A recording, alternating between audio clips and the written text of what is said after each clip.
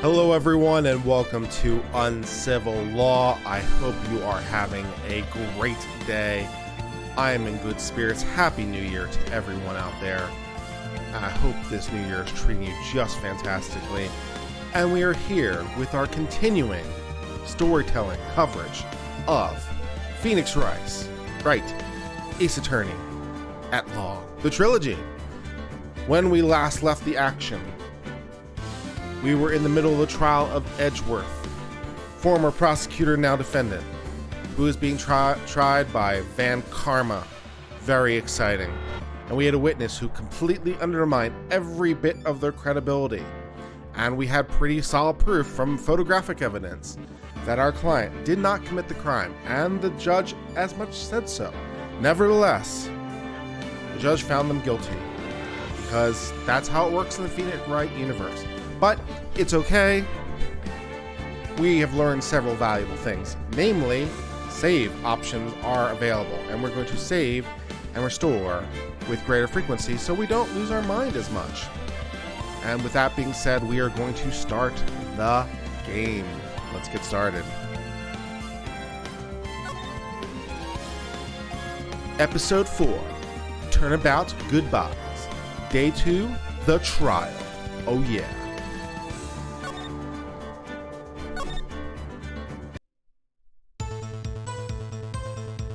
Actually, I'm not a student at the university, and we learned also last time that we should press them about absolutely everything, so we're going to do that. Then what manner of person are you? I'm not sure I'm highfalutin enough to be called a manner of anything. I'm an investigative photographer. An investigative photographer? Yep. You get your photo and you sell it to the press. It's that kind of business. Hey, I was taking pictures at my sister's graduation last year, and guess what? What? There was a UFO just hanging in the sky. A UFO? You know, an unidentified flying object. A UFO. That's when I had a revelation. I knew I should become an investigative photographer. I see.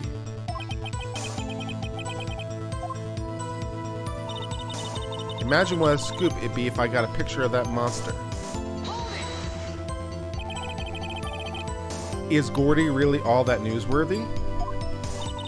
Heck yeah, they even had him up on the TV.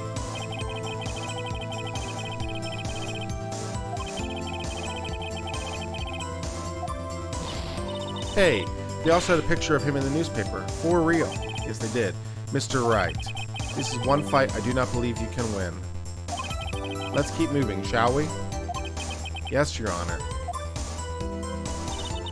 That's why I was camping out by the lake. That's why you put an automatic sensor on your camera? Yep. Borrowed it from a university professor. It analyzes every sound it picks up, and when it gets a bang, it snaps a shot? Yep. So how many pictures has it taken so far? The only time the camera trigger was that night. But that's all I was hiding. I think it's time you told us why you felt you had to hide your true purpose at the lake.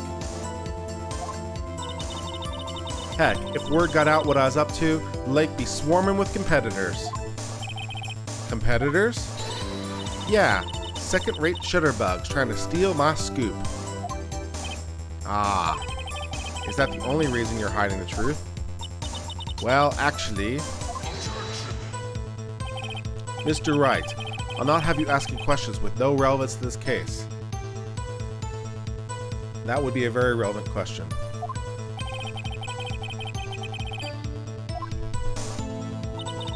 When I heard the bang, I looked straight up at the lake. Exactly what sort of sound was it? Well, I never heard one before, so I can't say for sure, but it sounded like a gunshot. It was a lot sharper a sound than I would have expected. There wasn't much else to look at, so I just watched the boat the whole time. I believe this is where I present.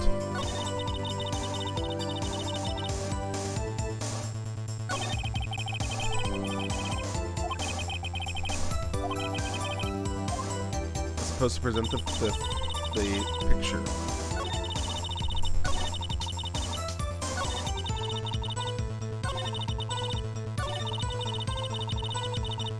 Now we present the newspaper.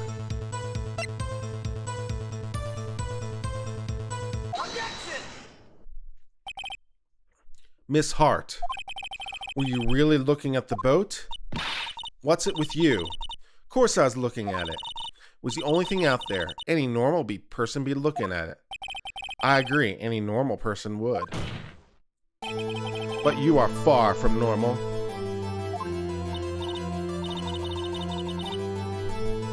What? You almost step over here and say that?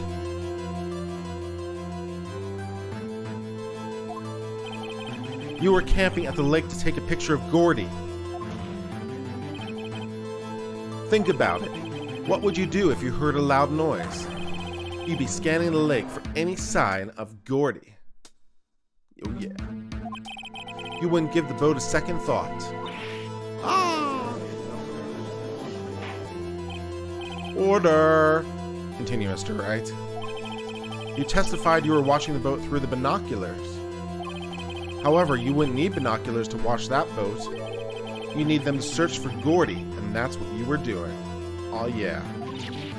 Ah! Well? Well, now that y'all mention it, I did swear to take my binoculars and kind of scan the lake a bit. I mean, Gordy might be out there and all. Miss Hart, are you saying that you were not watching the boat then? Sorry, y'all. I wasn't fibbing really. I just thought I could be a witness to a murder and all. And this is the part where I really start to lose faith. Last time we did this. This is the part where you can really see me just become completely despondent and hate everything. But that's okay. I have more energy today, so we'll get further along before that point happens. I kind of got excited. I was sure I was watching that boat till now. This is totally uncalled for. But hey, you got the photograph, you got proof. Still, we can't see who's shooting this. Right. That's why I took this photo and objection. Witness, that's enough. That is not a valid objection at all. You've had a long day. Shut your pile. That was good last time too. Shut my what? What was she gonna say? That's a really good question.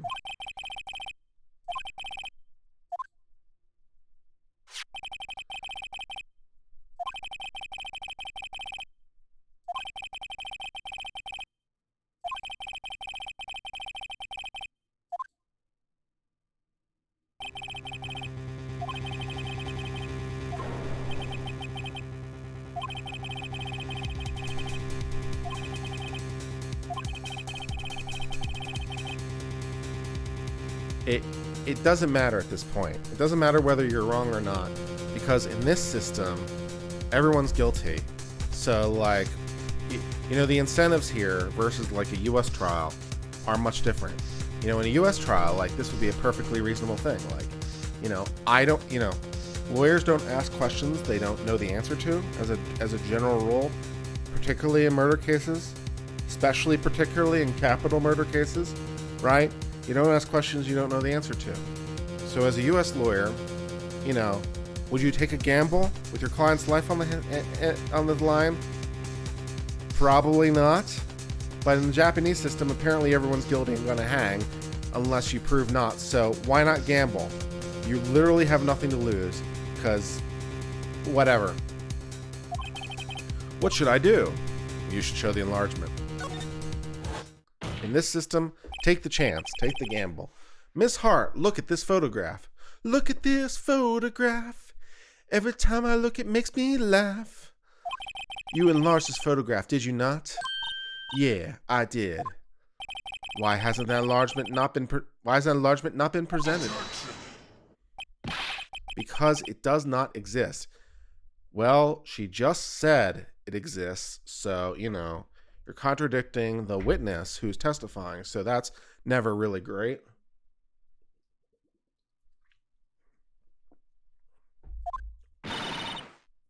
What are y'all talking about? You are the one who told me not to show it in court in the first place. Prosecutorial interference, ethics violations, and due process violations. Oh yeah. You old fool. What is the meaning of this, Mr. Von Karma? Miss Hart. Show the photo to the court. Show the enlargement. +1, Sean. Look at this photograph. Every time I do it, make me cry like everything else in this game. +1, Sean, for keeping it real. Very good. The prosecution objects to the submission of this evidence. Objection denied. The witness will show the enlargement to the court. Here it is.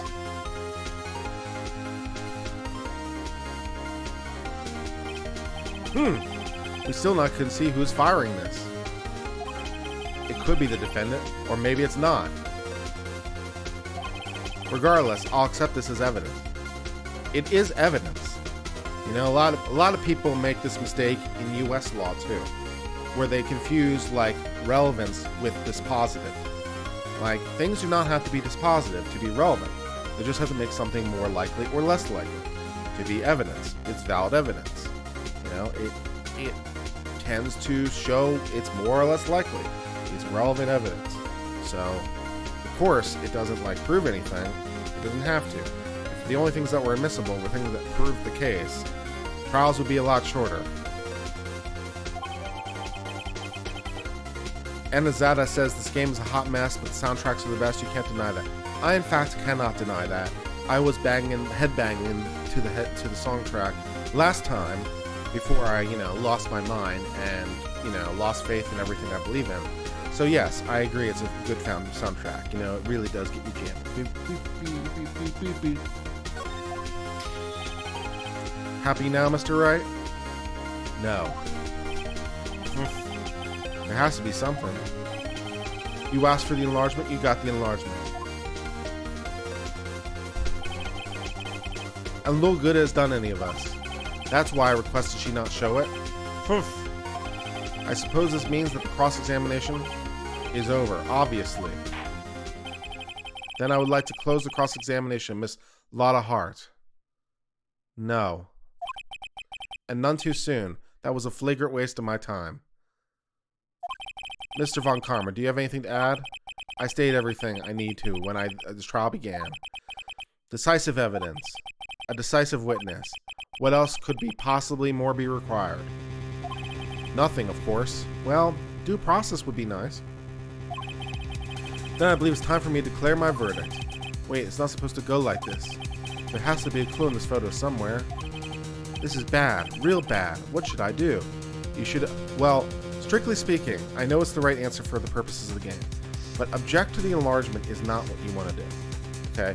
Because you're trying to submit it as evidence. Objecting to the enlargement would be saying, I don't want it to be evidence. He's objecting to the enlargement. So me objecting to the enlargement is not what you want to do here. That is not the right answer, because he's trying to object to it. You don't want to object to it. You're trying to get it in. But for the purposes of the game, we'll ignore everything I just said and select object to the enlargement. Your Honor, there's something decidedly strange with this enlargement. What might that be? Mr. Wright, you will show the court what you mean. What about this photograph is strange? Okay, here goes nothing. I'll show the judge what's strange about this photograph. And we know what the answer is. It is right here at the gun.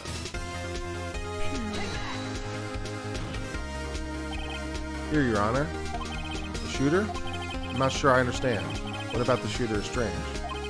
Look at the hand holding the pistol, Your Honor. The hand? That hand directly contradicts another piece of evidence. This man's left hand does what? Let me show you. I'll show you the evidence that the left hand contradicts the gun with a right hand print. The evidence is clear. The man in this photograph is holding that pistol in his left hand. However, the prints on the murder weapon were for Edgeworth's right hand. Ergo, the man shooting the pistol in this photograph is not Mr. Edgeworth. Not quite ergo, but whatever.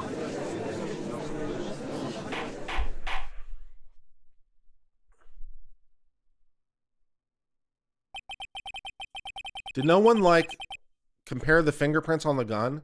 Well, no, they did. They confirmed them, so never mind. Now that everyone in the courtroom has quieted down, I'd like to reconvene this court of law. And as I said last time, this is not a court of law, but we'll press on. Mr. Wright. Yes, Your Honor. You have given us definitive proof today. That's where the judge says, case dismissed. Case is over. All right, I've given you definitive proof.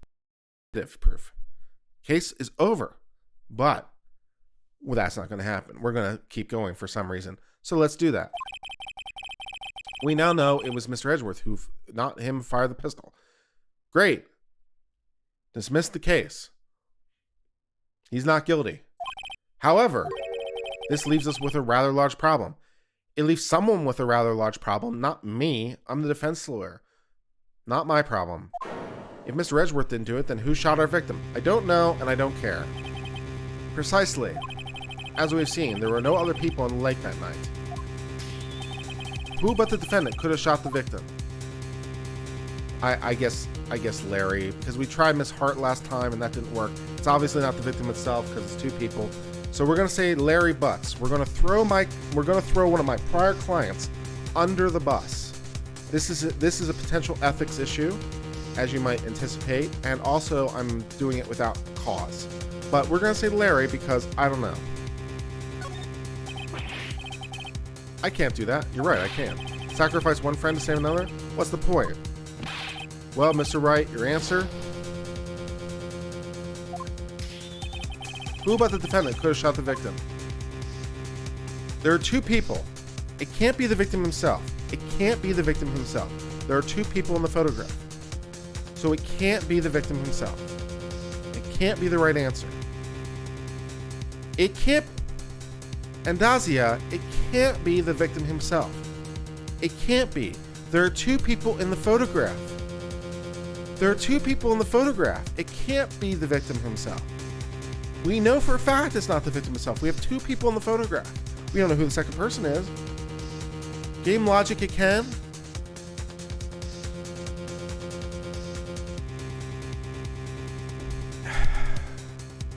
Really? Really? The answer is the victim himself. You're telling me we have a photograph of the time, we have a photograph of the moment of the shot happening. We have two people in the photograph. Yet you're telling me the victim himself did it. That is not possible. It is not possible. In the literal sense of possible, it can't be true. Fine. The victim himself then. There's only one remaining explanation. The man who shot the victim was none other than the victim himself. Order! Order! The Prime Minister. So you're saying that the victim committed suicide? Sure. Yes, Your Honor. I can think of no other explanation. Well, any other explanation would be better because at least they'd be possible. This is impossible. It is actually impossible.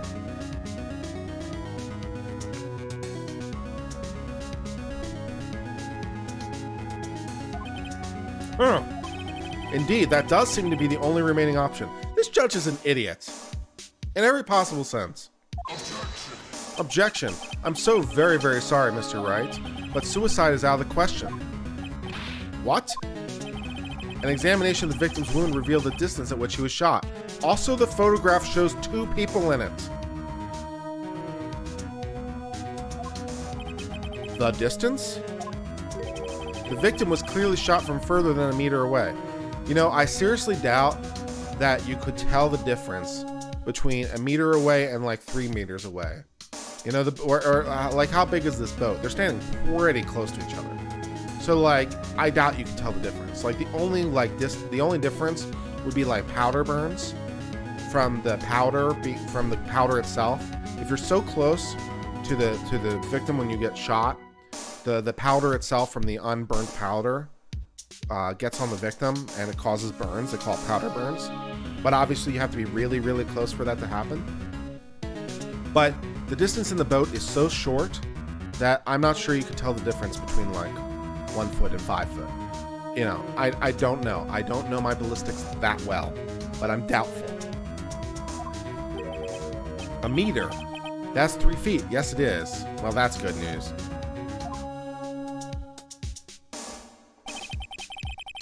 There's no way it could have been suicide. Yeah, it could have been, depending on how like you're holding the firearm and like, you know, that's. I don't have a tape measure, but that's kind of close to 3 feet.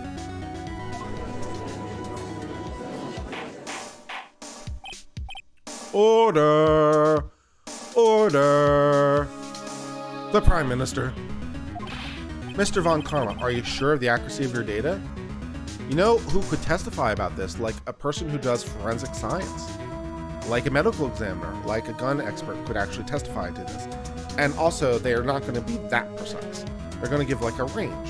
He was between X and Y. You know, I'm sure it's within the threshold. Either way.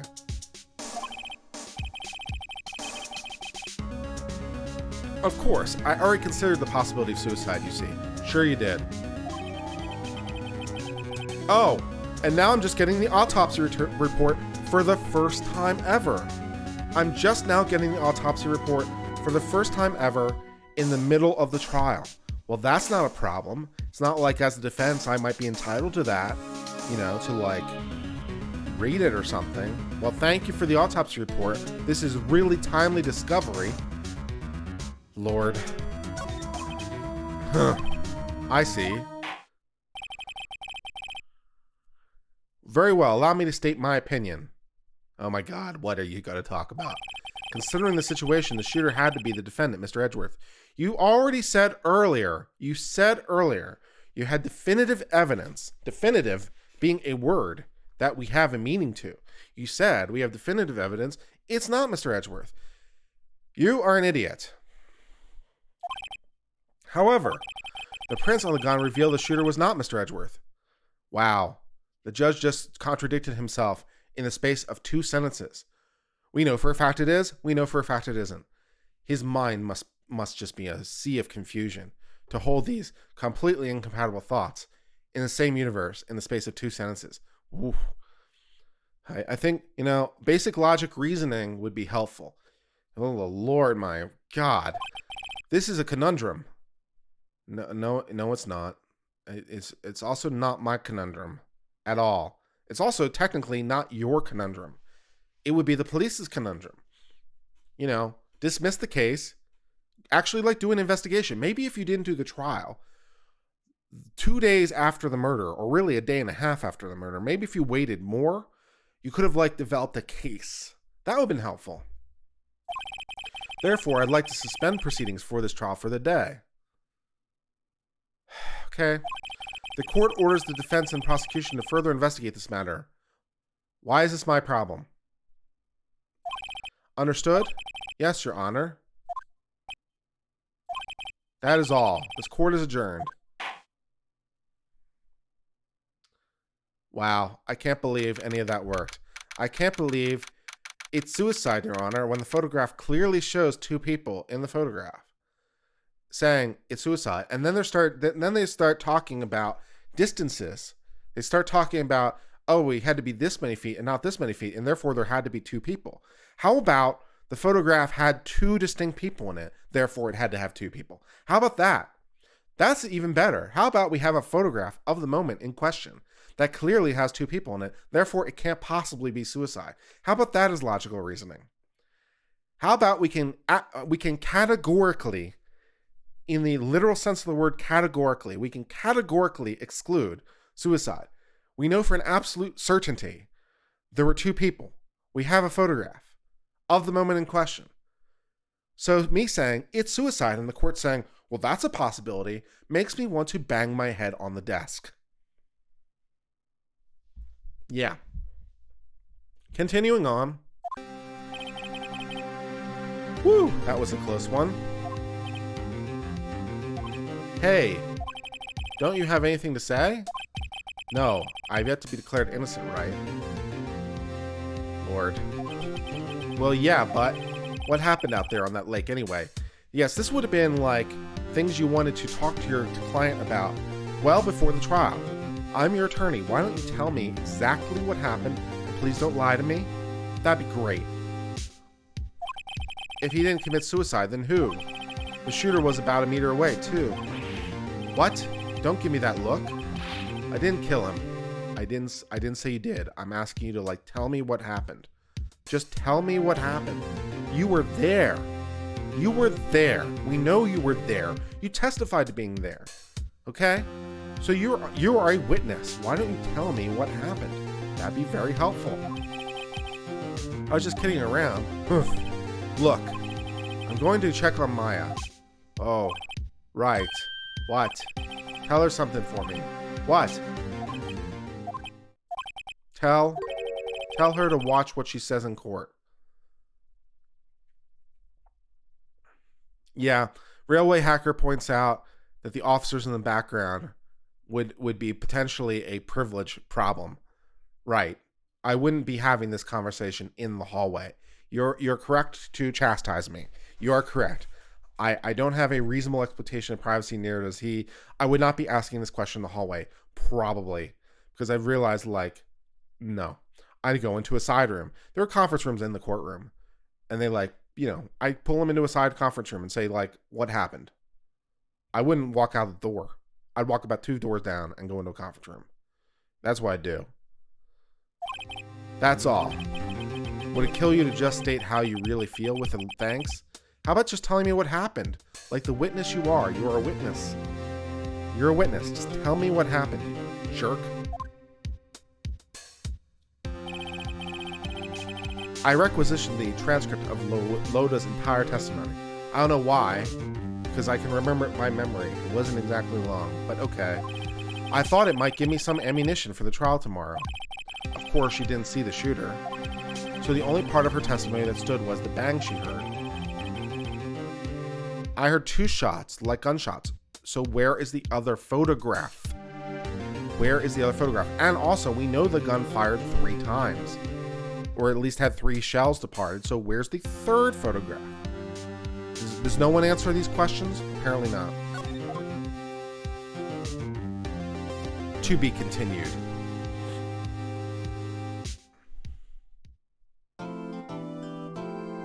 Save your progress? Yes, I'd like to save my progress in this ridiculous tale.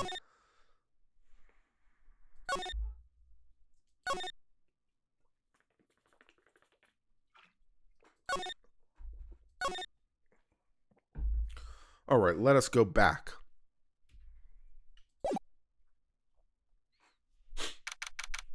December the 26th. Maya. Hey, Nick, it's you. Sure. Who's Nick? Who's Nick? I thought my name was Phoenix Wright, Ace Attorney. Who's Nick? Who is Nick? I thought my name was Phoenix Wright. What? I'm glad Mr. Edgeworth made it through the day, okay? It's a relief. Hey, my name is Phoenix. It says so right in the caption. Who's Nick? Why'd you do that anyway? I don't know.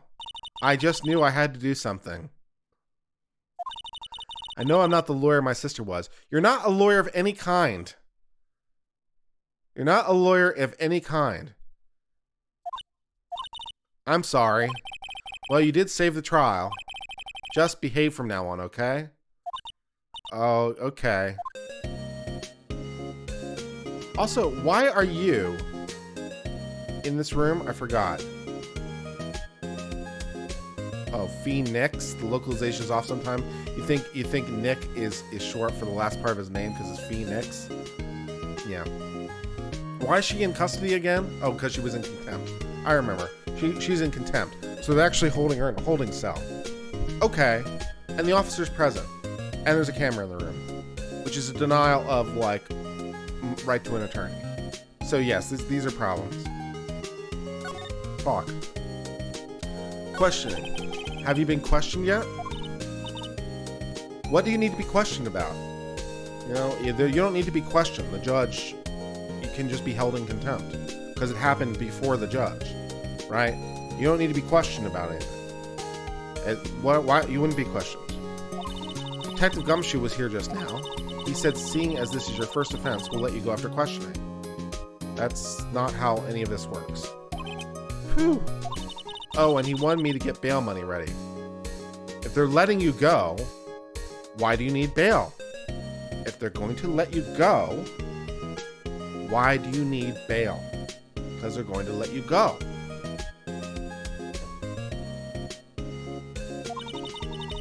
You can pay for me, okay?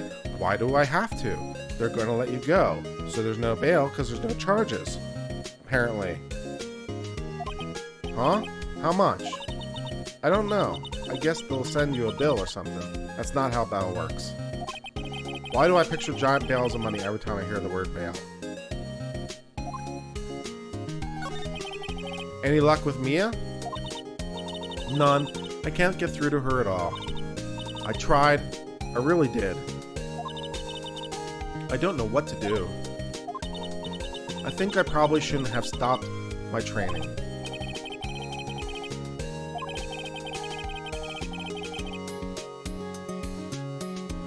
Don't go chasing waterfalls. Please stick to the rivers and the lakes that you're used to. I wonder if I'll ever see my sister again. Well, no, she's dead. Okay, well. Back. Move. I guess go to the Criminal Affairs Division.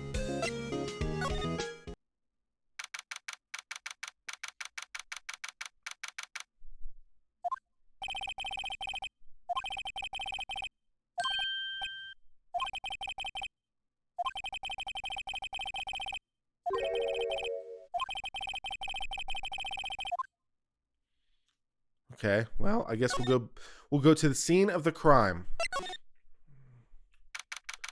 December 26th, Gourd Lake Park, entrance. There are fewer here than yesterday, but the cops are still around the park. Yeah, yeah. I wonder if Detective Gumshoe's here today. Let's find out. Let's go to the beach.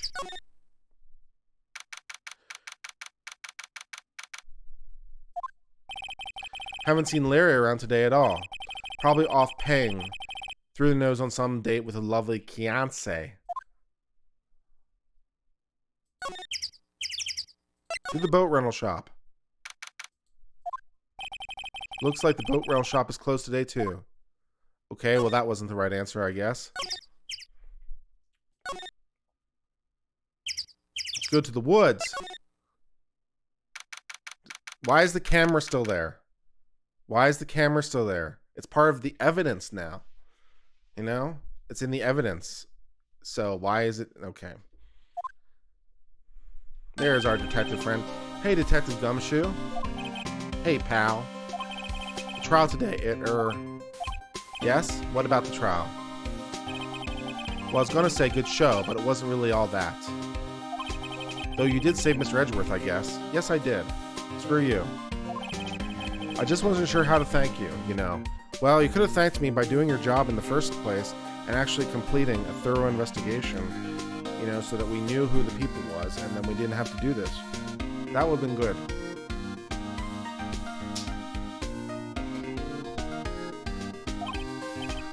Thanks.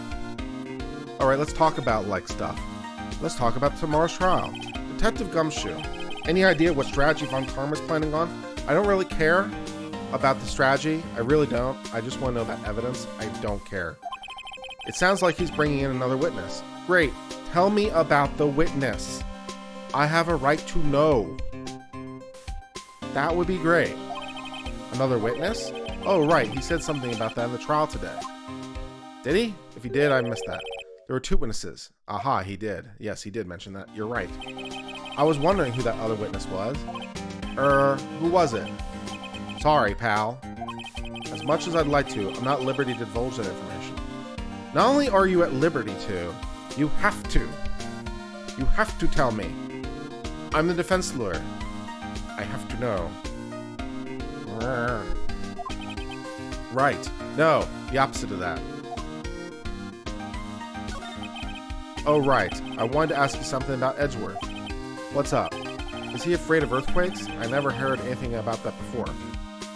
What? Mr. Edgeworth doesn't talk about himself too much. See? But there's one thing that's clear as day. Him hating crime the way he does, and him becoming a prosecutor, and him being scared of earthquakes. It all started with that incident. The DL6 incident. Yep, that's the one. 15 years ago, when he saw his father shot before his very eyes. He still feels the pain now. You can see it in his eyes. Sure. I wanted to talk to you about Maya Fey. Huh? She's not out of bail yet? No. That's strange. I told him to let her go as soon as they had their report written up. Man, I don't know what would have happened in that court today if it weren't for her. Seeing her get dragged out by the bailiff. I'll be honest with you, pal. I shed a tear or two. Mr. Edgeworth was so moved I saw his lip tremble. Really? He was really grateful for what she did, you know. I'm going to head back to the station. I'll get the report of mine and get her out of there as soon as I can. Thank you. Oh, wait. I was wondering, how much is bail going to be? Don't worry about that. Mr. Edgeworth is posting the whole amount. What? Edgeworth? Didn't I tell you? He's grateful to her for what she did. All right, pal. Well, don't forget to pick her up today, okay?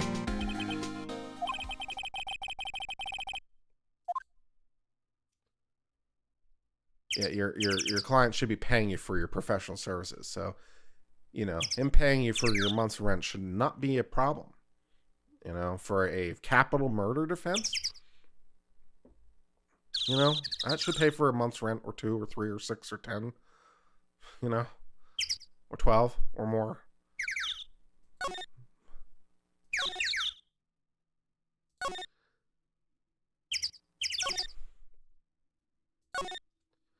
All right, where should we go back to? Let's go back to the detention center, I guess. Hey, Nick, you finally came. They just finished the paperwork. I'm free to go. Free at last, huh? Those interrogators were really mean. They were like, okay, what did you do this time? You don't have to ask that question. We know for a fact what happened. Like I was some kind of criminal. Can you believe it? Well, they let you out in the end, didn't they? Oh, that reminds me. Thanks for bail. Thank Edgeworth. Huh? He posted bail for you. Said he was grateful for what you did. Mr. Edgeworth did that? I have to make it up to him. We've got to win this case, Dick. That is our working goal. That's what we're trying to do. Yes, we're trying to win the case. I am not more motivated to win than I was before. Thank you. What do you think we should do next? We're kind of lacking in the clues department. We could go to the park and look for Gordy. I was kidding. Still, if there are any clues out there, the park's as good a bet as any. What do you say? Shall we head down there? Sure. Have you noticed anything lately? You know, I did notice one thing while I was here at detention. It's really pretty comfortable here. It's warm and they keep it very clean. Sure. I mean, have you not noticed anything about the case? Well, not much more than that, no. Alright, let's go back to the park. Let's go together. Let's go to the park. There aren't many cops around today, are there? They're probably back at the precinct, working up the case against Edgeworth. Hey, y'all. It's Lotta. Oh my god, why is she here? Y'all really did today. What did we do now? Nah, I'm not complaining. See, I did a little thinking. A little self-reflection, you might say. I realized that being a witness is a mighty big responsibility. No, you don't say.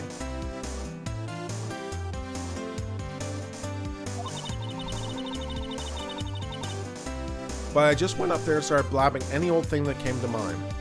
Right? Lotta, so you see, I want to make it up to y'all. Make it up? Yeah. What did you think of the trial? To be honest, I was doing it half just to say I'd be a witness. Even though I didn't really see anything. I kind of convinced myself I had, though. I'm sorry, I know I caused you all a lot of trouble. Well, memory is tricky, vague little thing. Yeah, I'm sure I know that now. I'll be fine the next time I witness a murder. Lord. Right.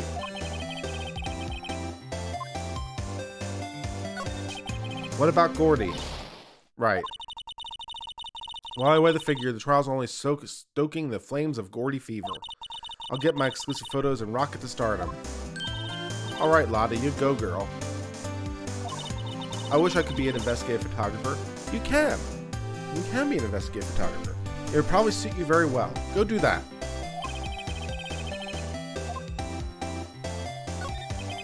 Lotta, what do you mean by making it up? Maybe you'd like to tell us the truth. That'd be good. Well, you see... Actually, I got a bit of information for you. What?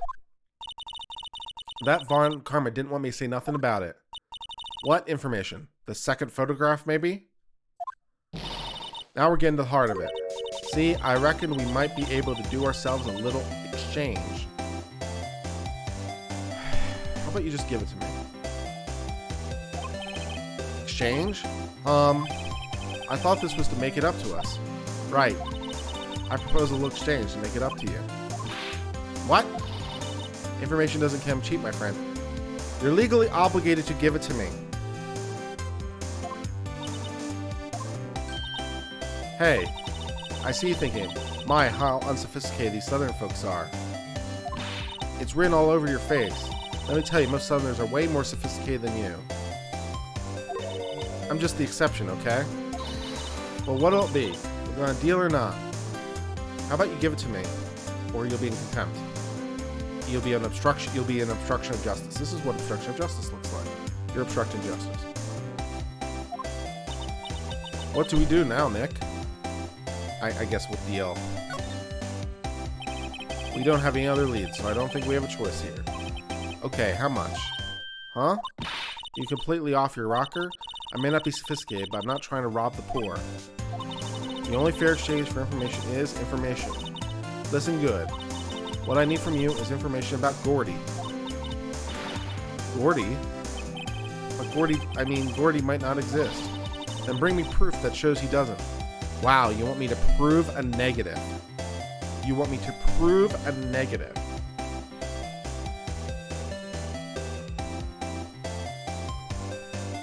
Okay. I'll be keeping watch from the car, okay? You see something, y'all come to me first. Got it? Okay. Right. See you later. Let's get hunting. Hunting? You don't seriously mean. Gordy? I sure do. What about Edgeworth? We're searching for Gordy for him, Nick. Don't you get it? Okay. And how exactly do we search for a make-believe monster? Maybe we can find a monster myth specialist. That'd be good. I guess we'll move to the beach.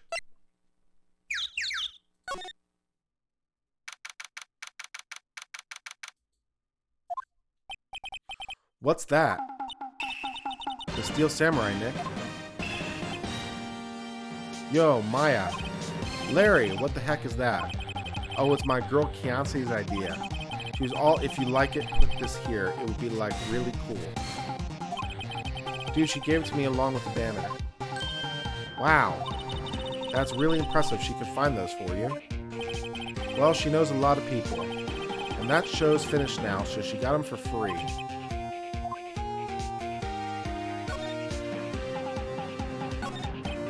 Yo, Nick. What happened with Edgy? Well, he made it through the first day in court. I don't know how good our prospects are from here on out, though. Huh? Hey, Larry, did you know Mr. Edgeworth's secret's weakness? He's terrified of earthquakes. He acts like a little boy. Huh? That's weird. I don't think he was ever like that in school. No? Really? Well, we're only in the same class for a little bit. He transferred schools pretty quickly. Transferred?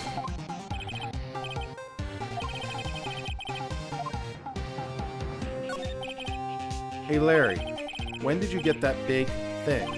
Huh? Oh, the big guy? I had that for about a month, yeah. It's a big hit with the kids. Why wasn't it there yesterday? Huh? Oh, right. The compressor was busted. Compressor? Yeah, it's that little unit by my hot dog stand. That's what I used to put air in the Steel Samurai. It broke a little while ago, so I sent it in for repairs. Oh. And here I thought you inflated it by yourself. That was very illuminating. Thank you for that discussion.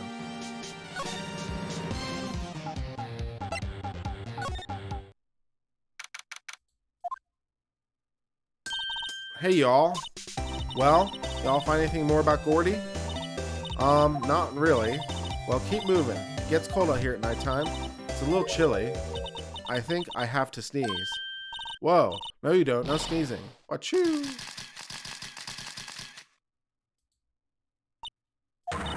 I told you, no sneezing. See, I set that camera to respond to things a little softer than bang. A trigger on one of your Von Karma finger snaps now. Oh, I'm sorry. Yeah, well, sorry's nice, but what about my film? Nick, pay the lady. No.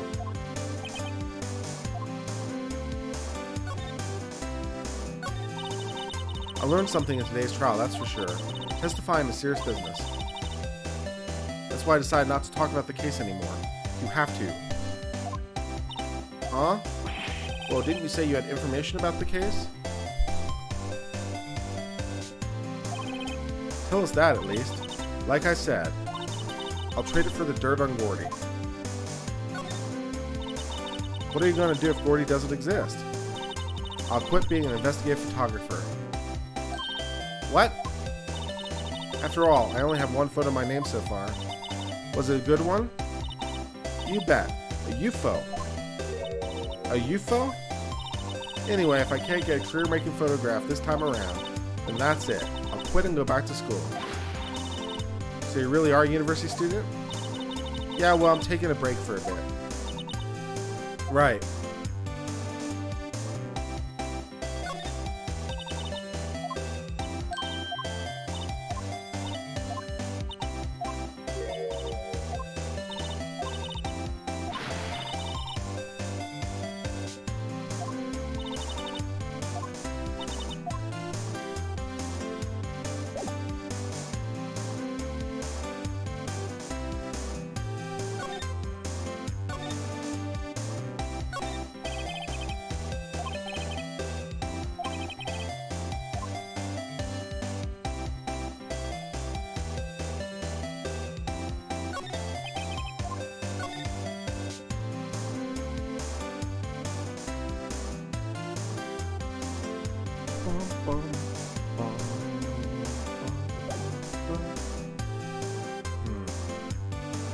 What if I present her my badge? That'd be good. If I'd have to say no exactly, so what about that?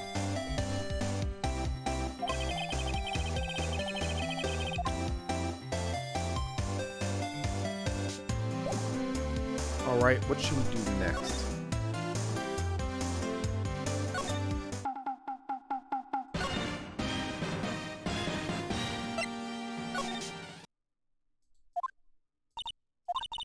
It's always so quiet here. I wonder if the boat shop is closed for good. Well, with the murder on the lake at all, they're probably just taking a vacation till it blows over. I get it. Okay, that was illuminating. Thank you.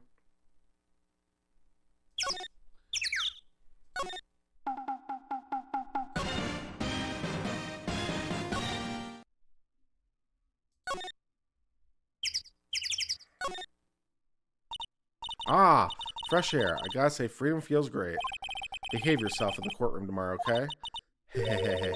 Misbehaving is much more fun. It's not going to be so much fun when Edgeworth refuses to pay your bail again. Right. I'll behave. Oh dear.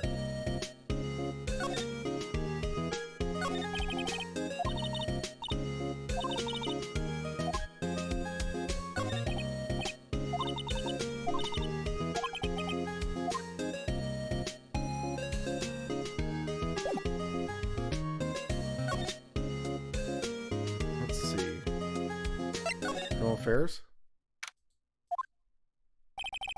Hey there, pal. What's up? You look out of sorts.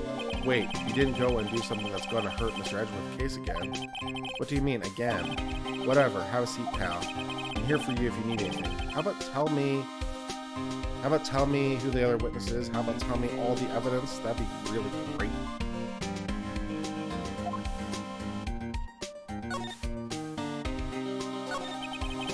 How's the investigation proceeding?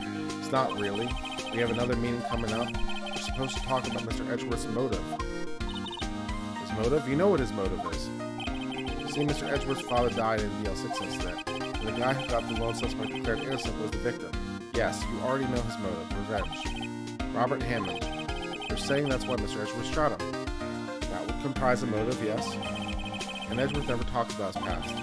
I bet they drag it out and hit him with it in court. Probably. Poor Mr. Edgeworth. I gotta admit, it doesn't look good, pal. Say, Detective Gumshoe, do you know Gordy? The monster down the Gourd Lake? Not personally, no. Well, we're looking for it. Huh? Are you out of your minds? Eek! You got time to go wild monster hunting? How about doing a little question for me then? Oh. Detective Gumshoe is scaring me, Nick. I told Detective Gumshoe about the deal with Lotta. Nick, try telling him sooner next time. Sorry. I see, pal. Sorry for shouting at you. Okay. I, Detective Gumshoe, will aid your search for Gordy. Huh? I'll loan you one of our newest secret weapons for finding evidence. Really? You can take whichever one you like. Alright, well, tell me about these wonderful secret weapons. Okay, give us the goods.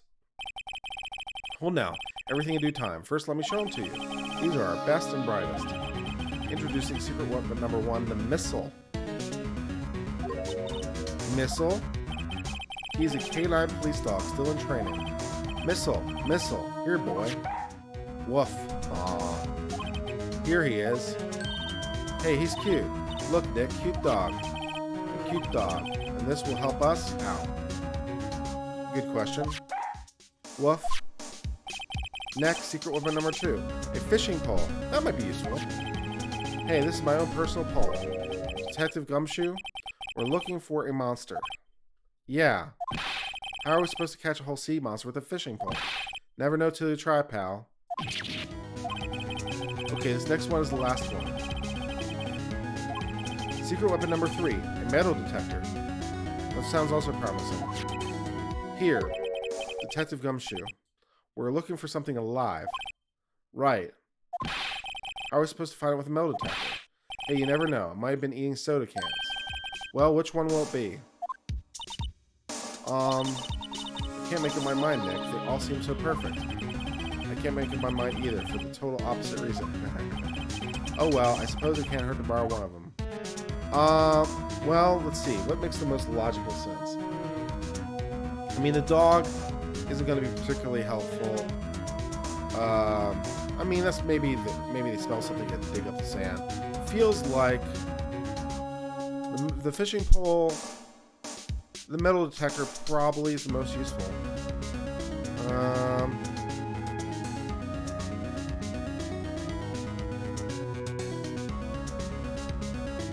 You know, the metal detector would show me if there's any metal on the beach, like the other guns or stuff, or other things that are being hidden. Fishing pole, I don't see how that's going to be useful. And the canine, I don't particularly see how that will be useful either. So I'm going to go with the metal detector. Can we borrow that metal detector? Sure thing, pal. I'm not sure what we're going to do. Fine with this. Remember, you're hunting for a monster. Anything is possible. Okay, well, hopefully that's the right option. Let's go back. Let's go to the beach and let's sift for clues, I guess.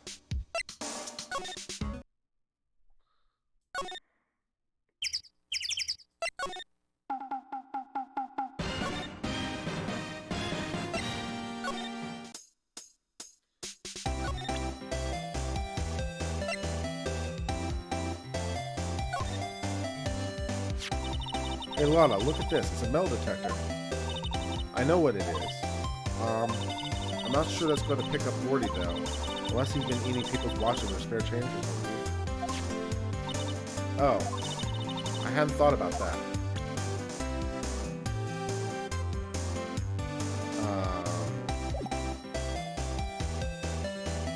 Can I use it?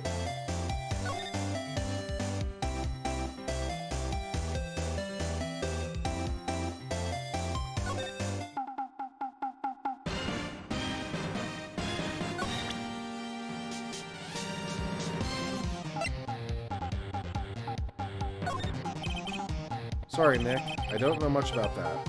I'm a mere seller of hot sauce. Okay.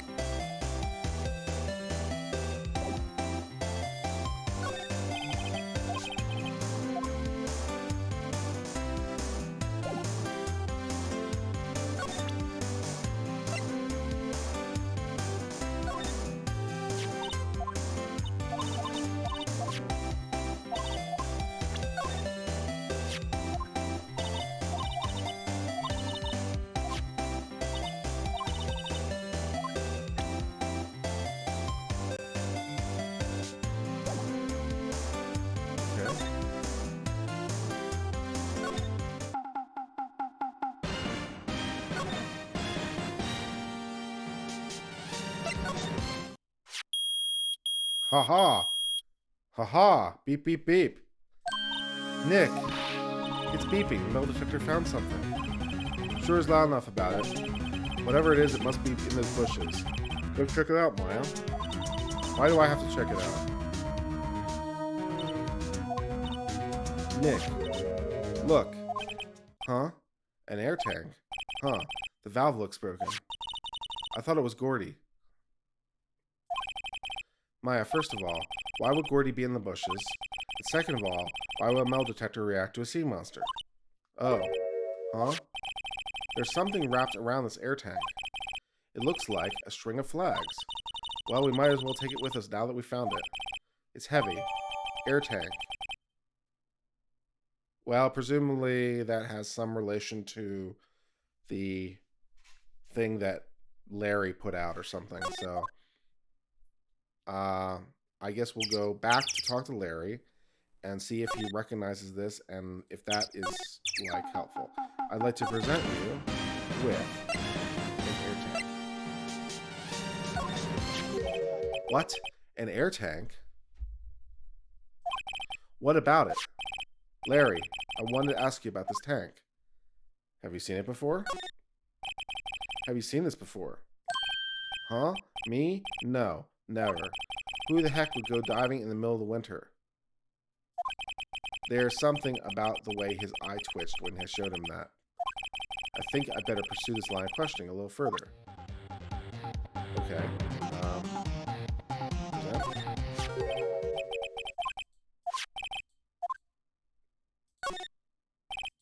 Say, is this air tank yours? Why would I have a thing like that? Look, see how there's a string of flags around the tank valve? It's just like the string of flags around your steel samurai there. Must be a coincidence. There's a string of flag everywhere these days. Oh. Like elementary schools. And used car dealerships. Look, why would I need a tank anyway? To inflate something. You used this to inflate that, didn't you? I inflated what? What else? That big puffy steel samurai. Now, why would you go ask me questions like that? Right. Actually, see, the compressor I always used was on the fritz. So I tried using the tank to inflate it just once. And it didn't go so well. Alright, let's ask more. It didn't go so well? Yeah. Do you think you could be a little more specific? Come on. Look, it's embarrassing, so I really don't want to talk about it. Tell us. Tell us. Fine. Whatever. It's like I said, the compressor was busted, so I took the tank and tried to fill the steel samurai up with it. And then... blam! The valve busted open and made this incredible noise. And the tank took off like a rocket. It took my poor deflated steel samurai with it. What? Off into Gory Lake? It sure scared me out of my gourd, that's for sure. Okay, alright. The tank and steel samurai you're trying to fill up flew away. What happened next? Well, all that happened on the 20th or so. The 20th, a week ago. Now, as far as I could see, the tank went flying into the lake. So I went out every night in a boat looking for it. I mean, Kyansi gave me that steel samurai after all. And when did you find it? Just the night before last. The night of the murder? It flew way out there. It took me 4 whole days to find it.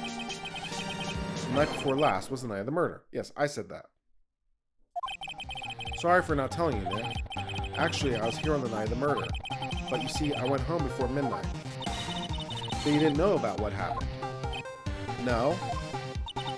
That's too bad. It's not at all bad.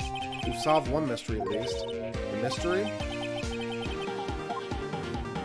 Yeah, we can tell her now, because now we have proof, I guess, Gordy doesn't exist or something. So, yay, we accomplished our goal.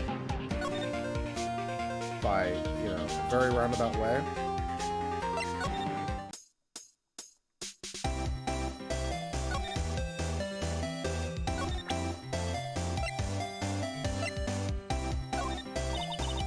Yep, I'd have to say I know exactly squat about that. It's painfully easy. Yeah, but I'm never. Talk. 40. Well, Mr. Lawyer, I got the info y'all need. Y'all got the scoop on Gordy for me yet? Yes. Gordy does not exist.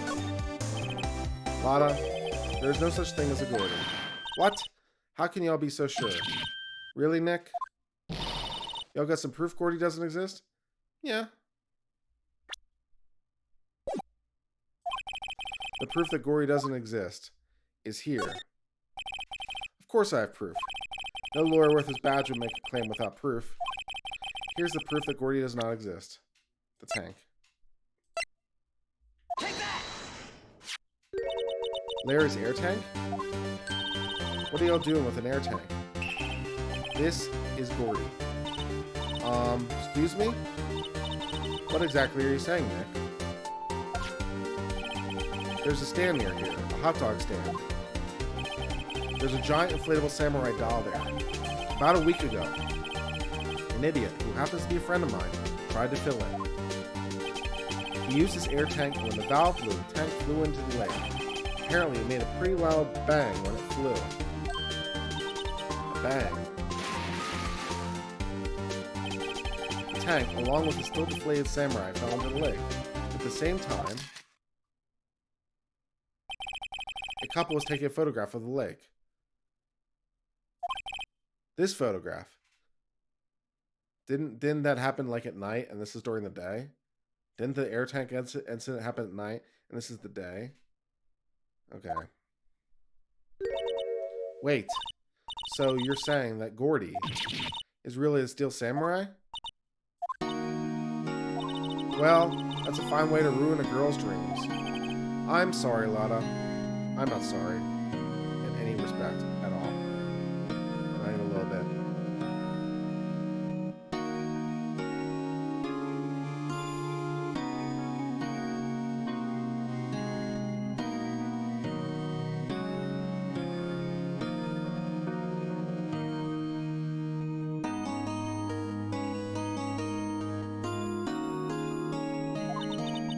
Nah, it's okay, you win.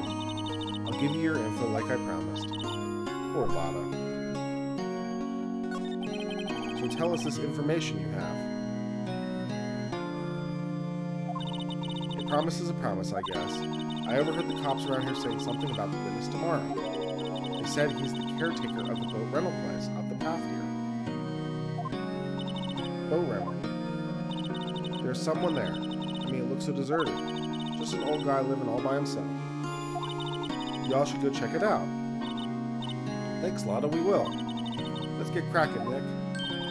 Hold on. Something else? Yeah, the night of the murder. My camera clicked twice, you know. Yes, I do know. Wait, so you have another photograph? Yes. Well, yeah, but there's nothing in it at all. Just the leg. I figured it wouldn't be much use as evidence, so I kept it to myself. I will take it anyway. Well, it might not be helpful at all, but here, take it. Shows an empty lake, automatically taken at 11:50. Sure. Bye now. Take care. Time for me to pack up and leave. Poor Lotta. It's all Larry's fault. No, it's not. The legend still lives on, I guess. The legend? Yeah, the legend of Larry, familiar to all who know him for any length of time. When something smells, it's usually the Butz.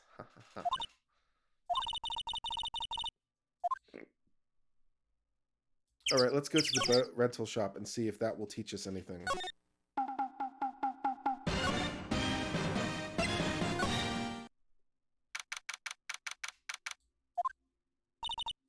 Hey, Nick, this is the boat shop that Lotta was talking about.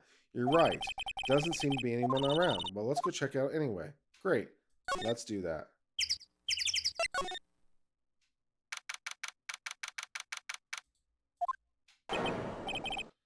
Meg, that you? Eek. Hey, is that Keith with you? Where have you two been? I've been worried sick. Nick, you handle this.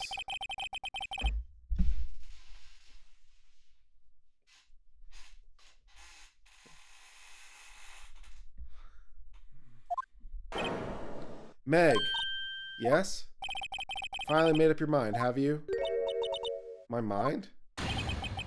You'll run the pasta shop while I'm gone? Pasta? Glad to hear it, glad to hear it. You'll make your old man proud.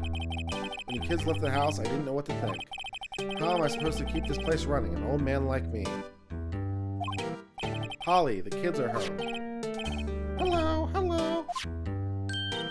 Nick, what was that? Parrot, the one on the perch. Keith, yes? I'll leave the wet noodle in your capable hands, Sonny. Nick, what's the wet noodle? Based on available evidence, I say it's the name of his pasta shop. That's a relief, isn't it, Polly? Hello, hello, squawk. Aye? He fell asleep. I guess he's relieved. Talk?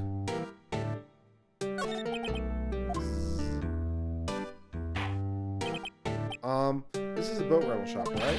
What are you talking about? This here's the palace of pasta, the wet noodle. Well, now that you mention it, we haven't got many orders for spaghetti lately. All the kids come up and say, "You dude, we want to ride on one of your boats." That's why I keep them boats out there. Youngsters these days, darned if I understand them. I'm pretty confused myself. Nick, this isn't going anywhere. This old man's the witness tomorrow, right? We gotta find some way of getting information out of him. Alright, let's talk about the pasta restaurant. Pasta shop? Aye? To think the wet noodle will live on while I'm gone. My father started it, you know. So that makes the two of you the third generation. Meg? Yes? Tomorrow we'll stop with the secret of dough tossing. Dough tossing? You too, Keith? Yes? You'd be the best pasta wrangler the West has ever seen. Aren't we in Japan? Aren't we in the East? As an attorney, would you be going to locations and doing this type of investigations? I don't do criminal law in my practice. I do patent law. That's on the civil side, so I wouldn't do this work. But if I were a criminal lawyer, possibly, yes, I would possibly visit the crime scene, and you know, that's what real good criminal lawyers do. They go to the scene of the crime, you know, they talk to people, they do like some investigations too. They make sure that they understand everything. So yeah, it wouldn't be untypical for a really good defense lawyer to be doing some of this, yes. I haven't had the pleasure, but yeah, it wouldn't be like unheard of. Hello, Crimson J, howdy to you, sir. Pasta wrangler, the West, isn't pasta from Italy? Which, depending on your point of view, is in the West. Meg, yes? You know the best pasta's always been made west of the Rockies, don't you? What? Is it impersonation if a person thinks you're someone else? Probably not. I mean, they're genuinely confused. As long as I'm not, like, exploiting them, you know, it's probably fine. You know, if I'm using their mistake for my benefit, it might become a problem. But for the moment, I'm just, like, trying to, like, extract information for my case. So, I think it falls within the rules of ethics. I have no problem with this. Nick, huh? How long do we have to keep us all in the family charade?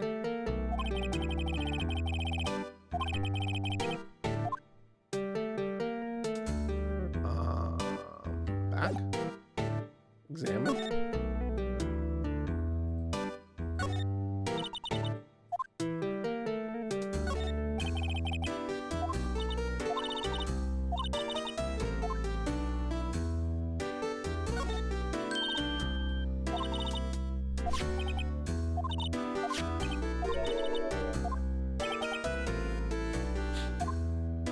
Yeah, I don't really have a major problem with this for ethics. You know, I'm good on the ethics issue and trying to extract information from him. You know, I'm not really representing that. There's no way he could really confuse me, and I want to get information out of him for, you know, my client who's potentially on death row. So I feel this falls within the canons of ethics. Her name? Ollie. How you been? Hello, Squawk. See? Neat. So the pair's name is Polly. Too bad all she could do is say hello. Har har har. Oh, Polly can say lots of things. You just need to know the secret words. Ooh.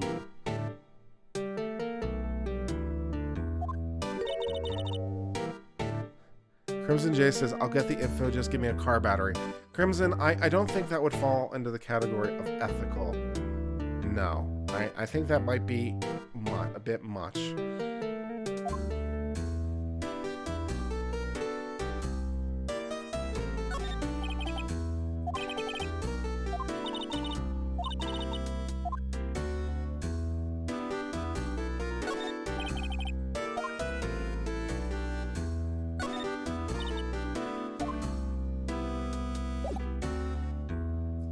Bird law will save the day again. It might very well be, Sean, at this point. Let's talk about Polly. Ack, my memory's gotten worse of late. Yes, it has. You think I'm your children. It's pretty bad. That's why I'm just telling everything important to old Polly here. Everything? Important? Huh. I wonder. Polly, what's the number to the safe? 1228. Alright. Hey, Polly, watch it, will you? See, Nick? All it takes is a little clever thinking. And a criminal mind. Yeah.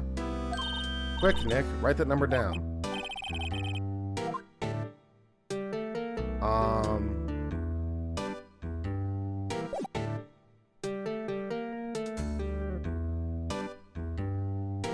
Can Can I talk to Polly? That'd be good.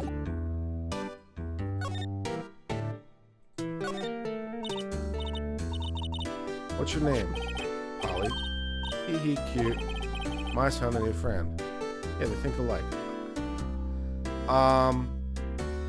Can I examine this paper under him? Is this like the clues? Okay.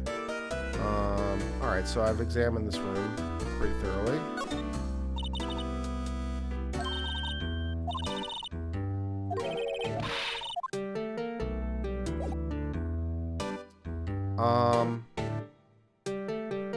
What now?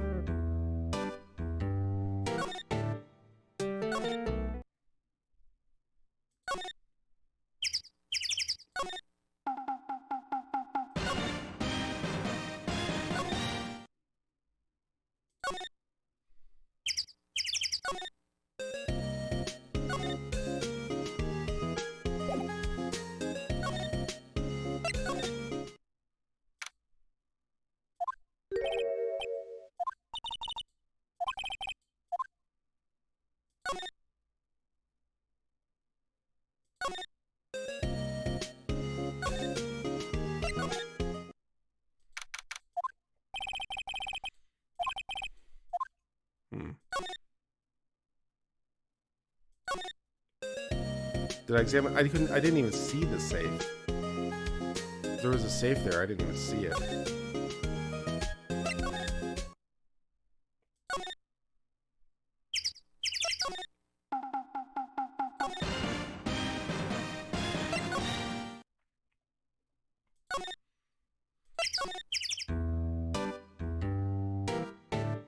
I guess that's the safe under his TV.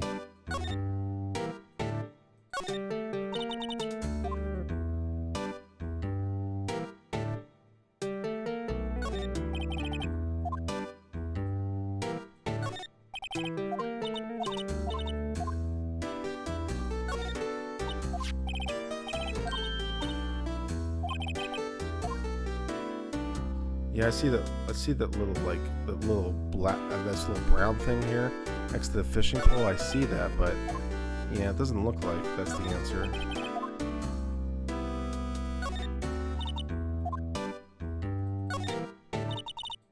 Oh, there's the safe on top of the TV.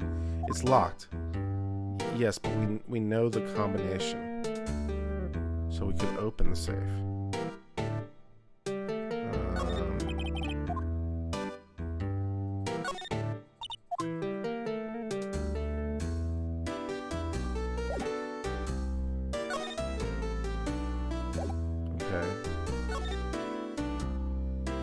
I think we've exhausted this room, right? We've searched everything.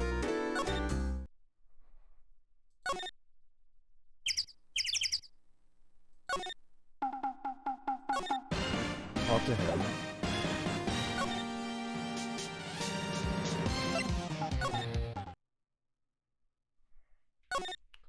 She's not here anymore.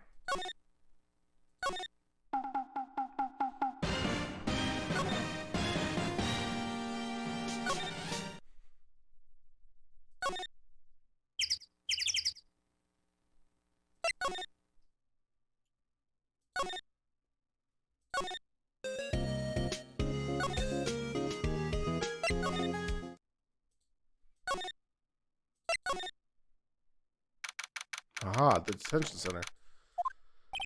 Looks like Edgeworth is in questioning. Let's come back later.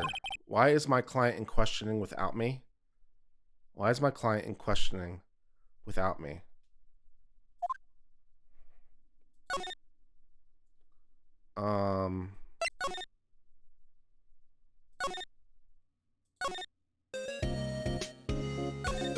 Anyone have any ideas what I'm supposed to do at this point?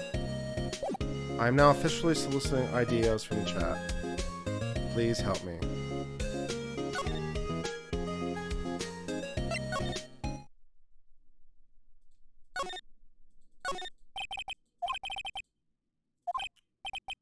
I need to present something to the old guy. That's possible. I'm not sure what that would be, but let's give it a shot. Let's give it a shot.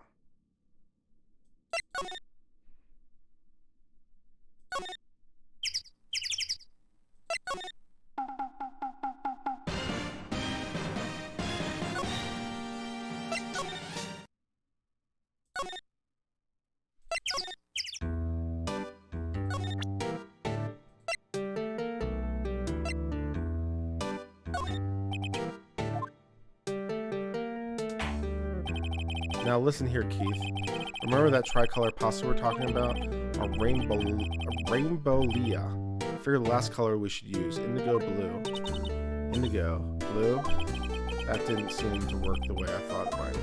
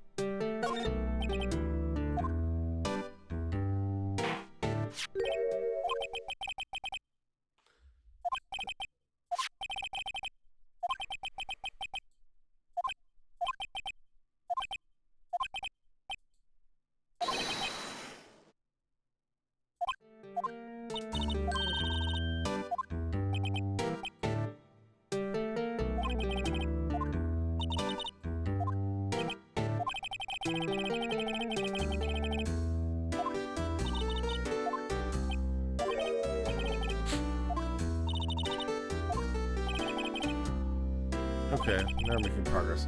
But on one condition. What's that? When this case is over and done, you'll run the wet noodle. Sure!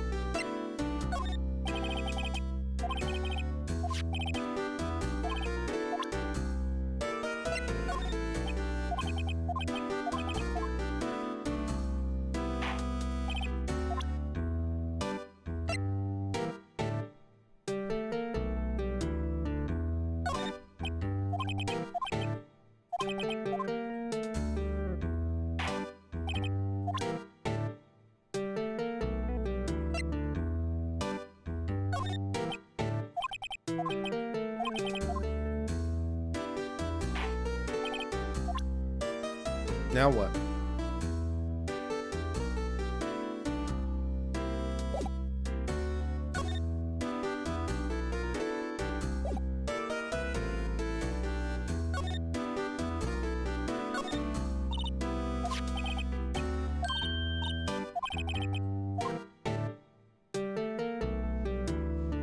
Now what?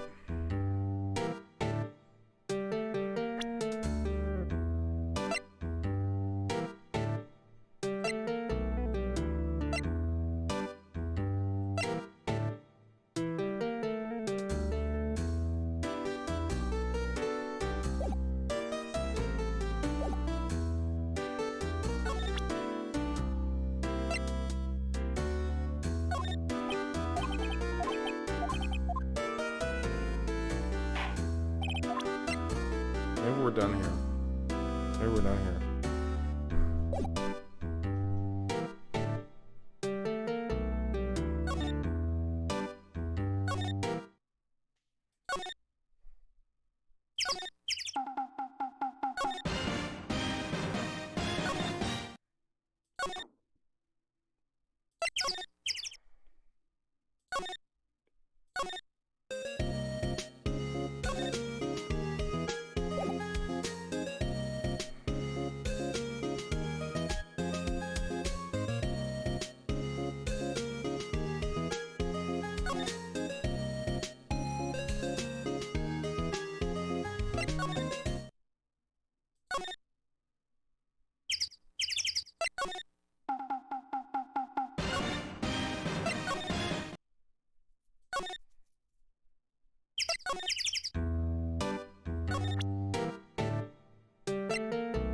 lake photo. We present the photo of the lake.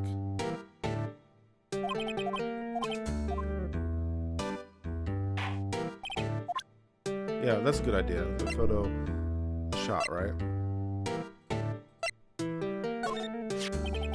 I've seen this. You know something about this, sir? Keith? Yes? It's okay. You can call me Dad. Dad? You know something about this? Ayip? The other night, out on the lake. Yes? I know all about that. I seen it. You are the worst witness ever. You are the worst witness of all time.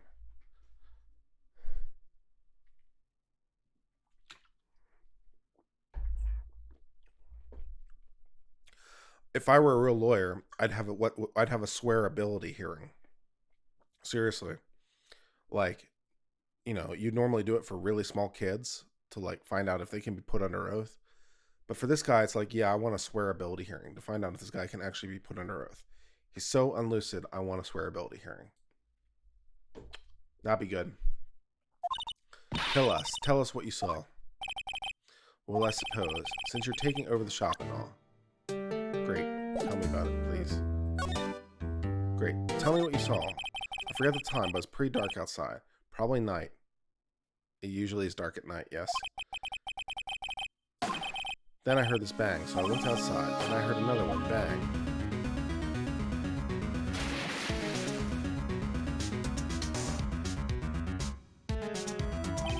A little while, the boat comes back. The young man walked by my window. He was muttering something to himself. Ayip? What did he say? Ayip? I forgot. I'll remember tomorrow by court time. You need to know earlier than that. You know what? Little Terry was just here. Terry? Ayip, the kid next door. You always used to make him cry, remember? He's wearing this tattered old coat. Got himself whiskers growing out of his face. He comes up and tells me to come down to court tomorrow. Maya, maybe we should be leaving. I think you're right. Oh wait, I had one more question. Holly, have we forgotten something? Squawk, don't forget DL6. Huh? What did she just say, Nick?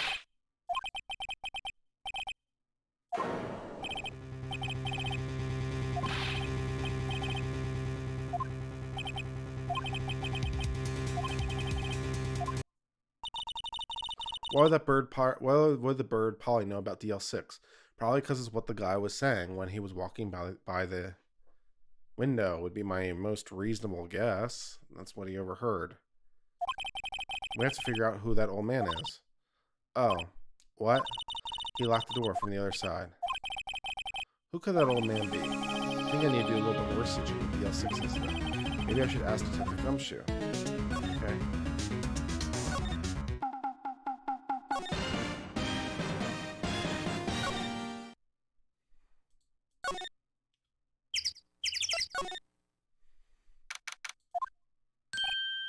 Hey pal, long time no see.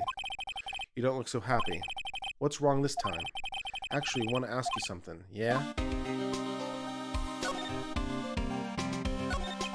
You know the boat rental shop down at Gourd Lake? Oh yeah. The old man who runs it is appearing as a witness in court tomorrow, right? Huh? How? That was supposed to be top secret. I'm entitled to know, you jerk. Do you know who that old man is, detective? Actually, I don't. He's a bit of an odd bird. I haven't been able to get a straight answer out of him, which is why I want a swearability hearing. You know, I want a swearability hearing.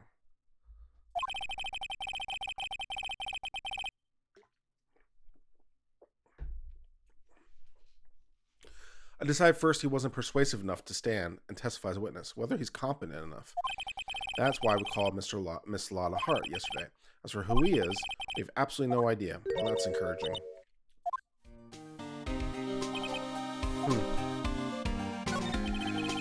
Detective Gumshoe, please help us. We need to know about the DL6 incident. That was when Edgeworth's father died. Can't help but think it has something to do with his current case. To tell the truth, I don't know much about DL6 either. Mr. Edgeworth forbade us from ever reading the file. So I'm afraid I can't show them to you either. That's not how this works. That's not how any of this works. What? However, if you can convince me somehow DL6 incident is related to this case, well, I guess I consider opening the file. How about give it to me because I'm entitled? How about that?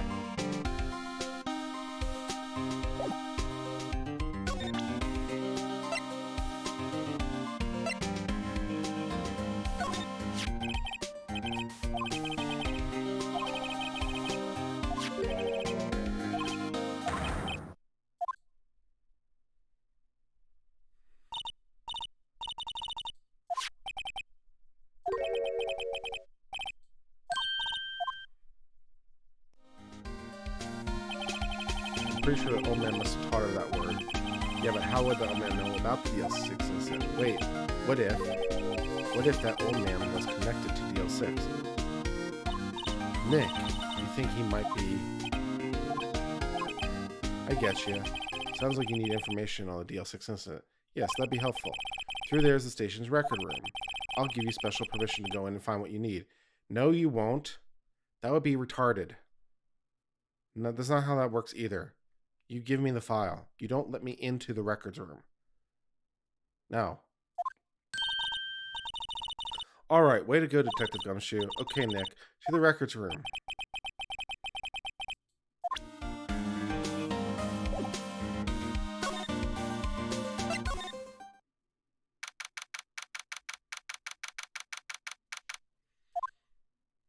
Wow.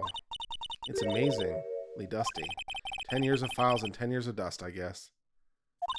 Let's find that DL6 stuff quick. 15 years ago, with me and Edgeworth were 9. We were almost through with our 4th grade. Well, that'd be true in the US, I don't know about Japan, when he suddenly transferred. Take everything I can. Sounds like a good idea. Anzia. Take all the things. Sounds like a good idea. Nick, I found out where the file is. Oh, thanks. Just let me know what you want to know about the DL6. All the things. All the things. I want to know everything. All the things. I want to have as much information as possible as a lawyer so that I can decide how to best present my case. I'd like to know everything. I'd like to know all the evidence. That way I can figure out like how to structure a case, what my theory of the case is, you know, all that good stuff. I want to know all the things. That'd be helpful. I'll go get the right file. Great, do that, please. Well, first I have to get a handle on the main facts, like a summary. That's a good place to start, 30,000 foot view. Yes, that's a good place to start. That's how I do my job as a patent lawyer, too. It's like, tell me, like, from the highest level possible, like, what this is. And then we'll get down to details. Like, what is the invention at the highest level? We'll get down into specifics. Right. Summary. Found it. Here you go. September 28th, 2001. It's exactly 15 years ago from the day after tomorrow. Yeah, I guess it is. So in 2 days, the case is closed. Because of statute of limitations? What? Because the case is closed because of statute of limitations? For a murder. For a murder. Is that what you're telling me? The case is closed because of statute of limitations, because 2 days from now is the statute of limitations date for murder. Okay.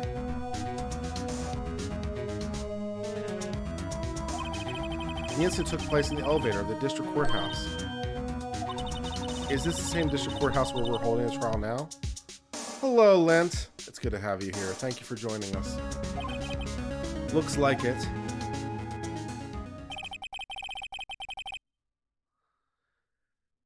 There was a large earthquake at 2 p.m. that day. Part of the court building collapsed, and all the lights went out.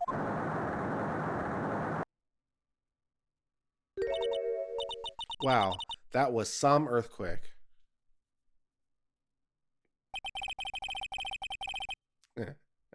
Lynn says, one of my favorite things watching me Kurt rage out on this game. Well, we are an hour 30 into today's stream, and we're doing pretty good on the raging part so far. So what happened in the last case? We're still on the current case, Lynn. We're still on the case of Edgeworth and trying to figure out what happened to him. Well, yeah, we're still in the middle of that case.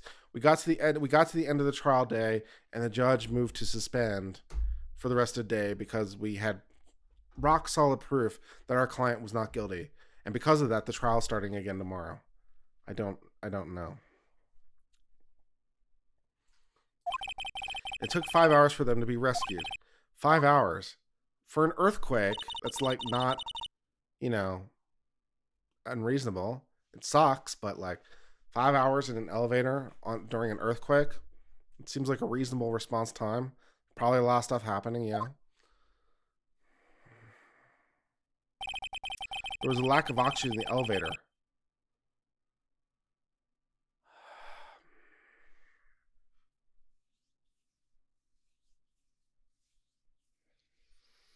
No. That's no. No. No. No. No. No. No. No. The survivors, one of the three in the elevator, had been shot in the heart. That was Mr. Edgeworth's father, wasn't it? Well, you have a really narrow pool of suspects, right? He said that his father was shot before his very eyes, so Miles Edgeworth was one of the other passengers. Great.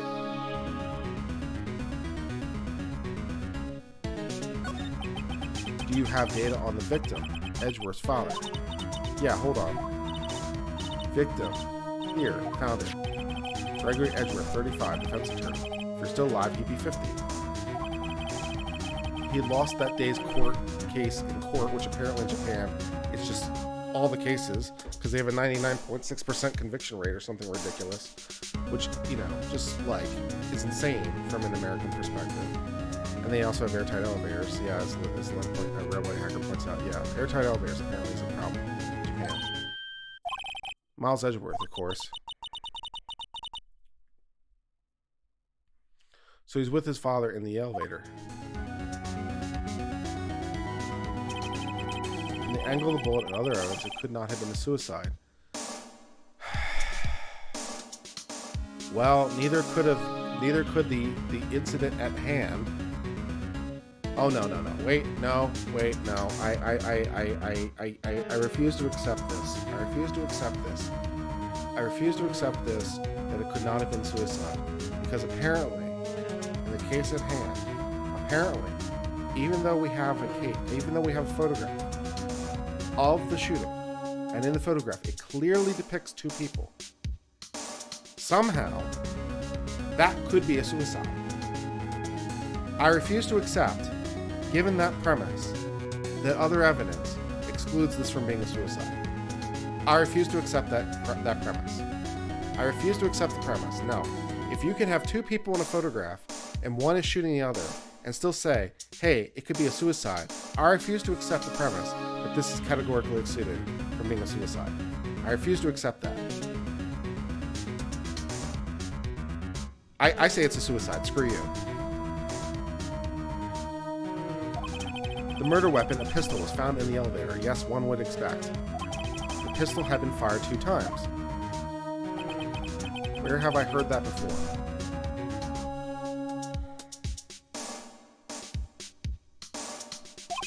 Huh. It sounds like the current case.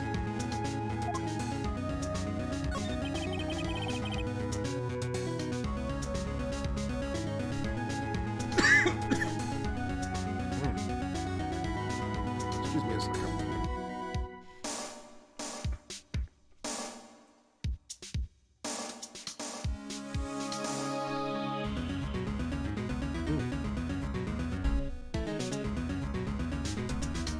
Got any data on the suspect in there? That would be the guy that my mom got arrested. Hold on. This is it. The man arrested as a suspect was Yanni Yogi. He was a clerk in the court, apparently. Evil coleslaw. He had information that would lead to the arrest of Hillary Clinton. That's really funny. +1 for you, sir. He pulled a Jeffrey Epstein, people. He pulled a Jeffrey Epstein. So it must have been the third person in the elevator. Yes, we know it was the third person in the elevator. We know that for an absolute certainty. We know for an absolute certainty it was the third person in the elevator. because the gun that shot him is in the elevator. One of them is dead, and one of them is the kid. The kid didn't bring the gun. It must have been the other guy. We know it's the third guy. There's not, like, doubt here. Because this is, like... Okay. Well, then he had to have done it. Yes. Wow. But he was found innocent, thanks to his defense lawyer, Robert Hammond. Wow. In the Japanese system, he was found innocent. Given this evidence, wow, this lawyer must be the best lawyer ever. I want to work for this guy. I want him to teach me everything. This guy is awesome. Amazing.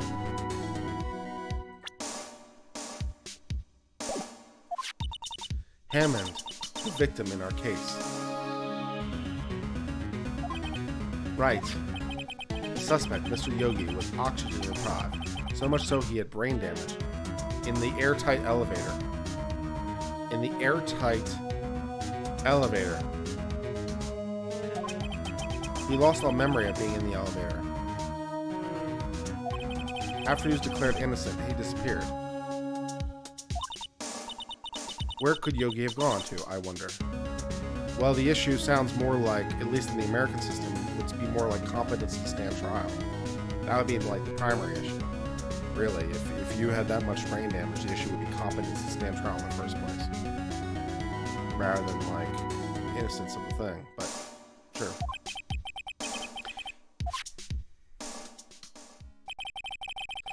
I guess we know generally what happened in DL6. Oh, it was the boat guy. Yeah, it was the boat guy. That makes sense. Because he's brain damaged. Yeah, so the boat guy is the guy. Yeah, that makes sense. That makes sense. Nick, are we going to take the whole file? There's too much. We'll never get it out. What a fuck? How about we just take what we think we'll need?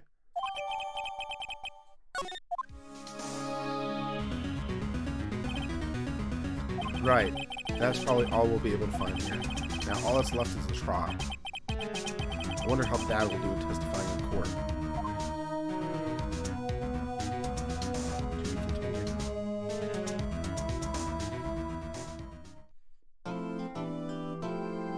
Yes, I'd like to save my progress.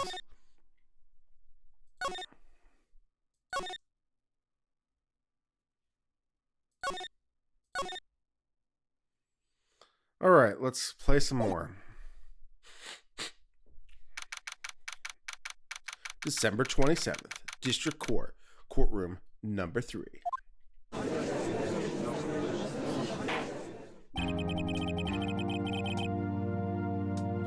Court is now in session for the trial of Mr. Miles Edgeworth. The defense is ready, Your Honor.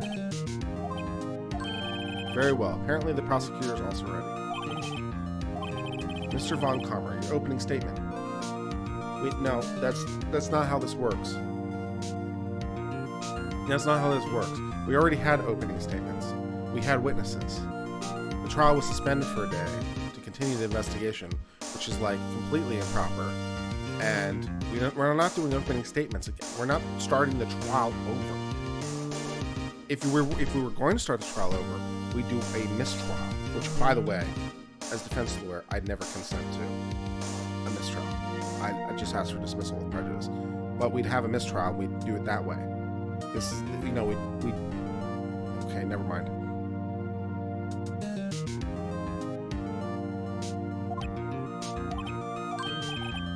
No opening statements, so objection. Not so fast, Judge. Let's take a meaningful pause before speaking. Right, of course. Prediction. Today's trial will end 3 minutes from now. I hate you.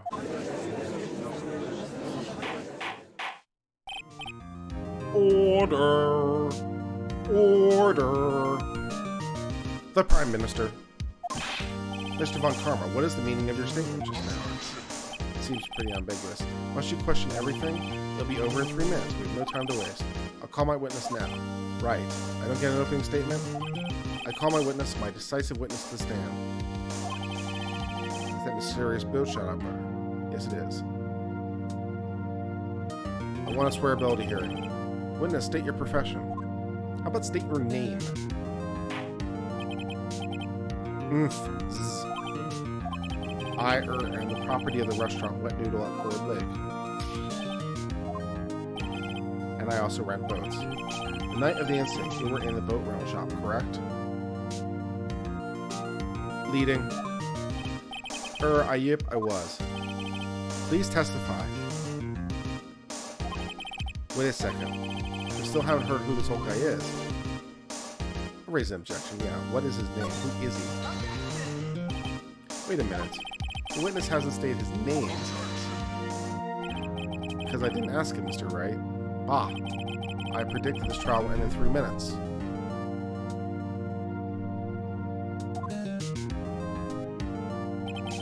Stop asking trivial questions and cooperate. No! No, I'm not going to cooperate with you. We have diametrically opposite goals. No. I hate you. I'm going to murder you later. The witness will state his name.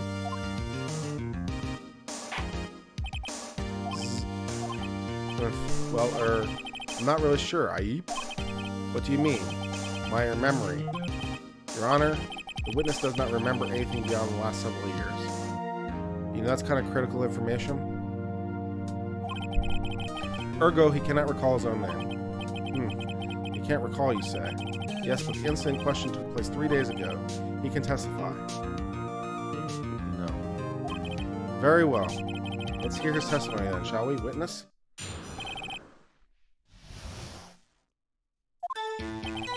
It was the night of the 24th, just after midnight. Yep. I was in the restaurant, where I rent boats as usual. Then I heard a bang. Yep. When I looked out the window, I saw a boat just floating on the lake. Then I heard another bang. Just about then, the boat comes back to shore, and a man walks by my window.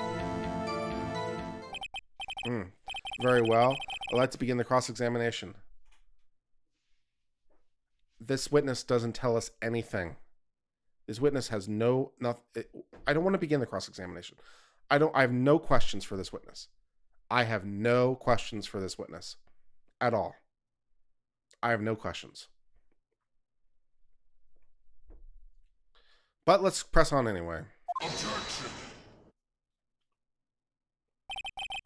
There's nothing to question in my witness's testimony. You know what? For once, Karma, you're actually right. You're actually right. There is nothing to question.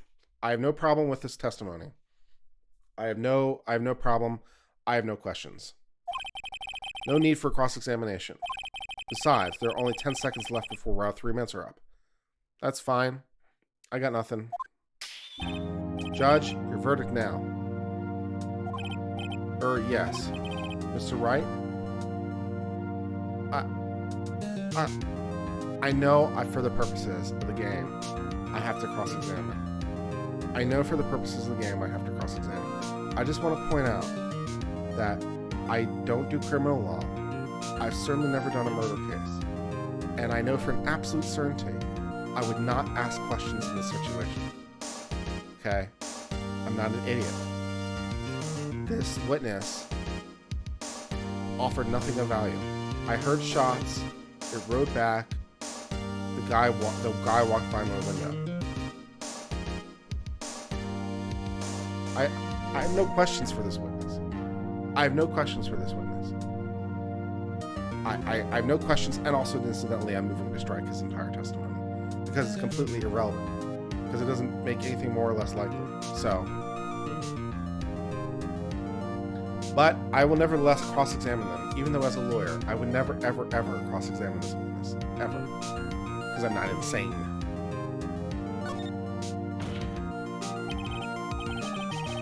Of course I'll cross-examine the witness. No. Very well, you may begin. Excuse me, Mr. Von Karma? 3 minutes just passed. I see. Well then, let's just take our time. You may cross-examine the witness.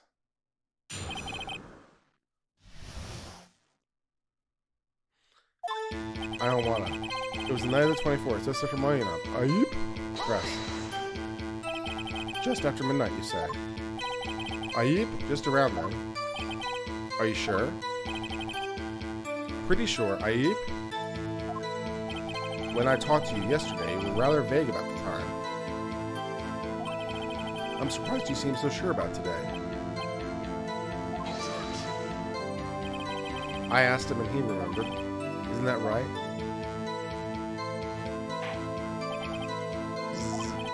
Don't glare at me like that.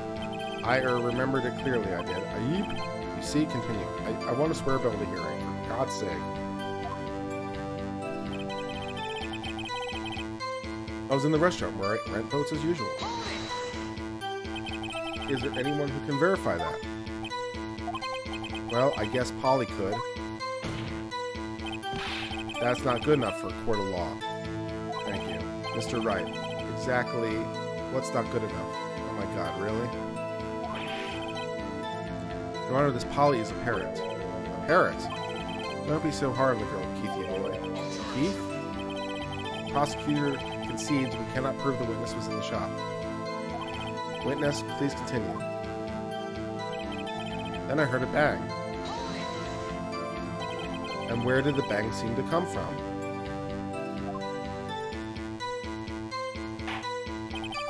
From the lake, I figure. Are you certain? Aip? Good. Continue. When I looked out the window, I saw a boat just floating on the lake. Was there someone in the boat? It was pretty far out there. I couldn't see clearly. But I figured there were two men out there. How do you figure that? How do you figure that? On what basis are you figuring that? But you couldn't see them clearly. Aip? At the time, that is. At the time. Then I heard another bang. So you heard two gunshots? Aip? That's what Lotta said in her testimony yesterday. Just about then, the boat comes back to shore and a man walks by. Okay, I really do not want to press this. Because he's going to give me more information. I don't want more information.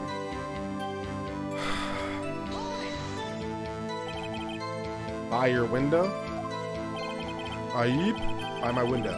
Right outside the window of my little shack. And could you see the man's face? I don't want to know the answer to this question.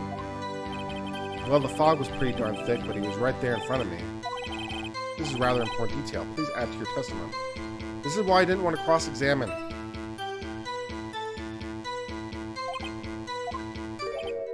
Tisk, tisk, tisk. The man was the defendant. He's saying, I can't believe he's dead. See, I didn't want to ask this question.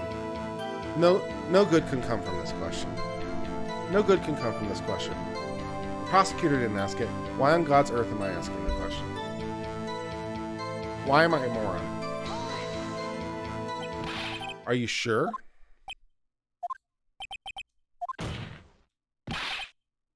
Dad. Dead certain, Keith. He said, I can't believe he's dead, as he's walking by, too. Well, that's really unhelpful for my case. Witness, are you sure the person you saw was Molly? I just asked that question, but okay. I'm not sure why I did, but... It was him, that Edgeworth boy.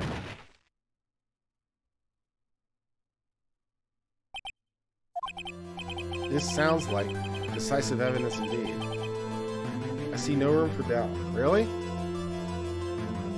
You don't see any reason to question this witness's capability to provide this testimony. You don't see any reason to doubt this witness. You don't see any problem with this?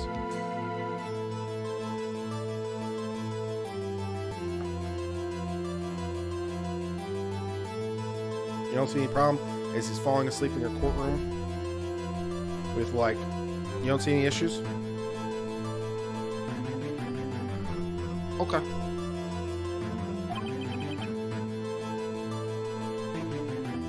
Yeah. Lynch says eyewitness testimony of a court drunk was a documented memory problem. And would never pass a swearability hearing given what we know. lured me into cross-examination so he could set me up for a fall. I would never, as a lawyer, engage in cross-examination. I personally feel stupid for doing the cross-examination. I know it's required for the game. I understand it's required for the game. I understand that if I had not done cross-examination, the judge would have found guilty anyway. Nevertheless, as a lawyer, I feel like a retard for cross-examining this because I know better.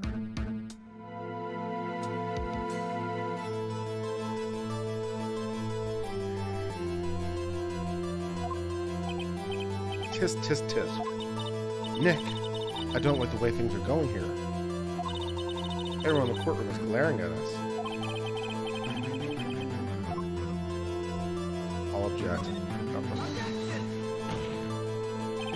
Your Honor, we proved at yesterday's trial that could not have been Edgeworth who fired that gun. Mr. Wright, are you referring to the fingerprints? In the photograph showing a man firing with his left hand? Exactly. That's easily explainable.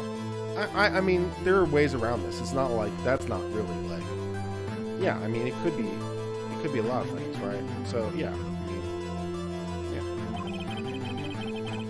Could have wiped his prints after he fired. No, he couldn't have. The prints were on the gun. He couldn't have wiped one side and not the other.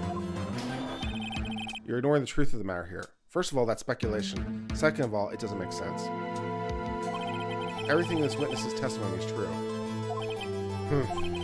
The judge is lost in thought. What should I do? Object, I guess. Your Honor, this witness claims Edgeworth said, "I can't believe he's dead." But his word is all we have. That's not an objection. It's not an objection. That would go to weight, not admissibility. If you're telling a lie, Mr. Wright, in a court of law, the evidence tells all. Apparently, you have yet to realize even this basic fact. Lord. If you say his testimony is a lie, show us proof. Nick, do we have evidence? It's no good. There's nothing I can do. Are you sure? To be honest, I don't know what to do anymore. Please. Can you hear me, sis? Please. We need your help. Nick needs you.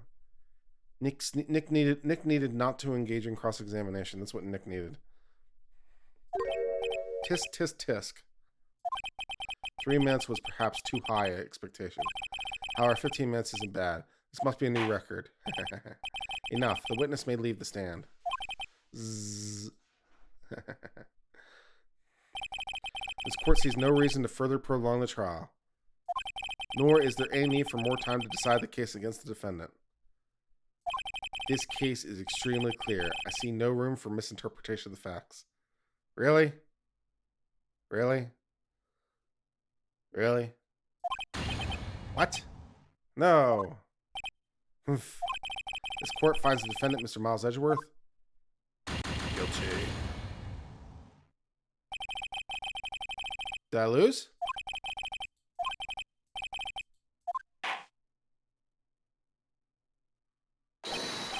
What?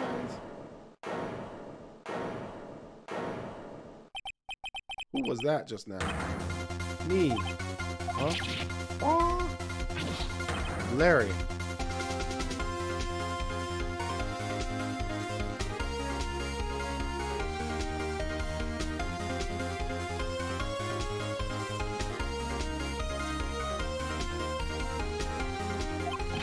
What are you doing here? Listen, you gotta listen to me. I was there in the park the night of the murder.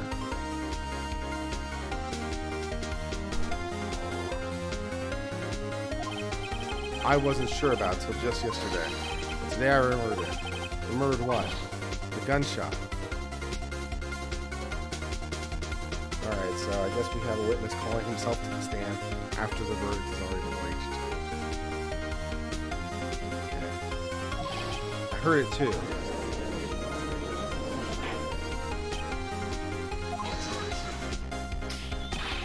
What is the meaning of this? That's a good question, Karma. It's a very good question. I share your objection. This is wow. The verdict has been decided. A cow for adjournment. Yeah. One moment, Mr. Von Karma. So you say you heard a gunshot? Yeah, I did. A gunshot that night. I was sitting here in the audience listening to the testimony. Then I realized something he said was different from what I remember. Wow. Wow. Anywho, I can't just sit here and let you call Edgy a murderer.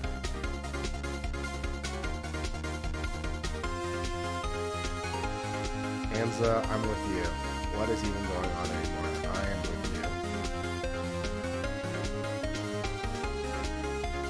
you. Railway hacker, since he was declared guilty, this is a new trial based on new evidence. I don't know what the hell this is. I don't know. I don't know what the hell is going on. It's just not right. I'll testify. Let me testify.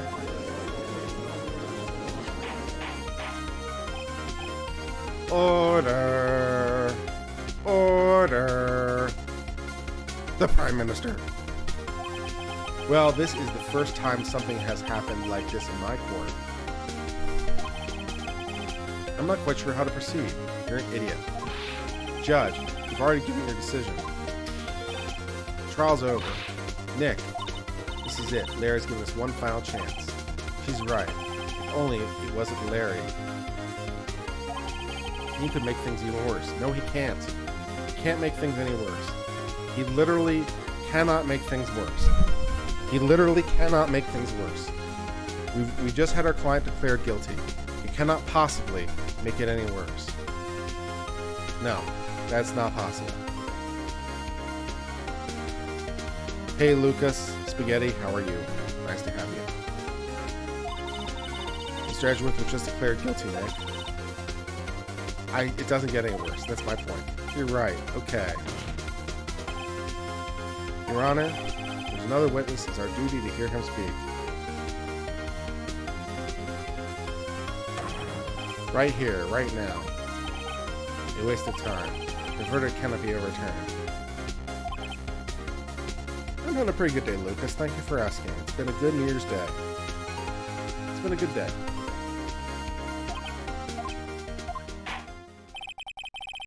Allow me to speak my opinion. In all of court proceedings, it's our duty to prevent an inaccurate verdict. Wow. Wow, man. If that was your concern, you've blown that like so many times. You need to figure out a new profession, man. Jeez. If that's your concern, you're wow. In order to make sure no mistake has been made, every witness should be heard. What is this? I withdraw my previous verdict of guilty. Okay. Good. Sure, why not? Mr. Von Karma, I order you to call this new witness to testify. Why would the prosecutor do that? It's my witness, right? Ow. What? The court will adjourn for a 5-minute recess. After that, we will hear this new witness. The court is adjourned.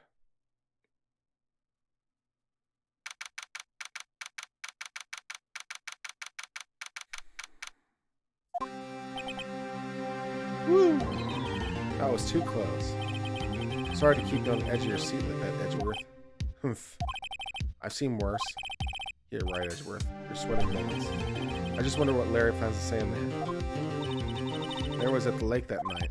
Yes. He said he went looking for the steel samurai's room and flew into the lake. Oh, right. And he found the balloon in the air tank.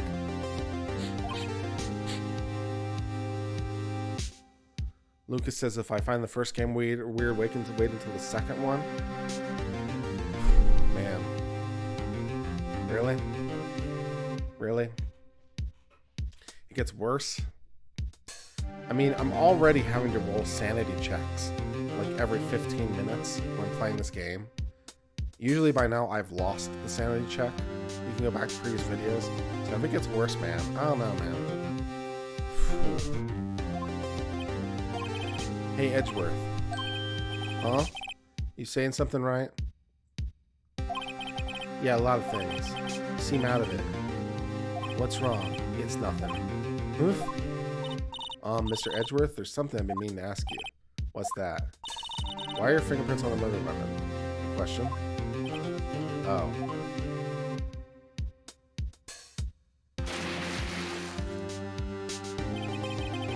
When he found the lake, I went into a daze. I couldn't understand what had happened. I couldn't think straight. And I saw the pistol lying on the floor of the boat in front of me. What?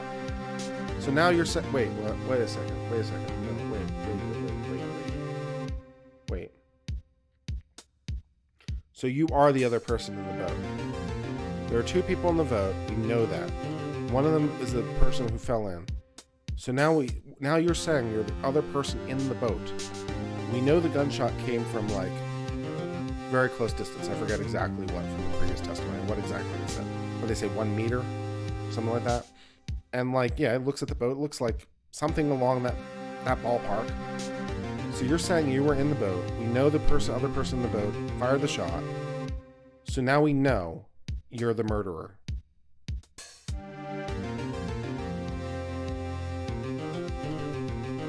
Okay, my client is apparently dead bang guilty. We know it's his gun. Fingerprints are on the gun. He's in the boat. We know the shot came from only like it had to be the person in the boat. We know it didn't come from the victim. He didn't shoot himself. We know it's the other guy. Ergo, my client is guilty.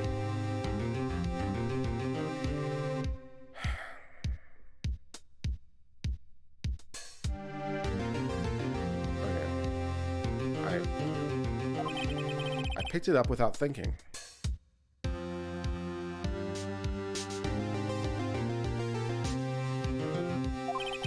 I didn't have a reason, really. I see. Right? Yeah? This might be our chance. Our chance? Von Karma has only run perfect trials. Yeah, Riley says I get the paid same either way. Yes, I do. Perfect trials? Perfectly prepared witnesses? Perfectly complete evidence? Well, he's doing a real shit job of meeting that standard today. That's the secret to his success. This is the first time he's ever had to deal with something unexpected. He has to let someone he hasn't even talked to testify before the court. And that someone is Larry. What are you getting at? It's likely his testimony will be full of holes, right? That's right, Nick. No 2-minute trial this time. We'll milk this one for all it's worth. Good defense strategy. It was 15 minutes. 15.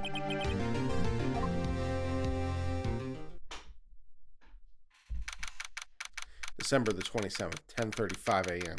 District Court in Looneyville. Courtroom number 3. In an insane land where nothing makes sense. And I don't know what we're doing. Okay.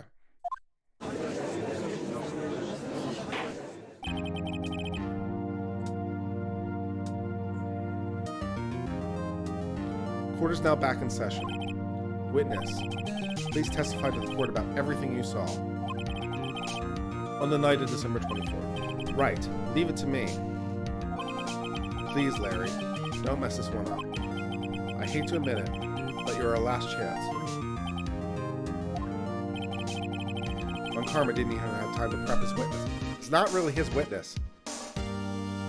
If anything, he's my witness. But okay. I just hope Edgeworth is right about this being our big break. Oh, that would be fun as a lawyer.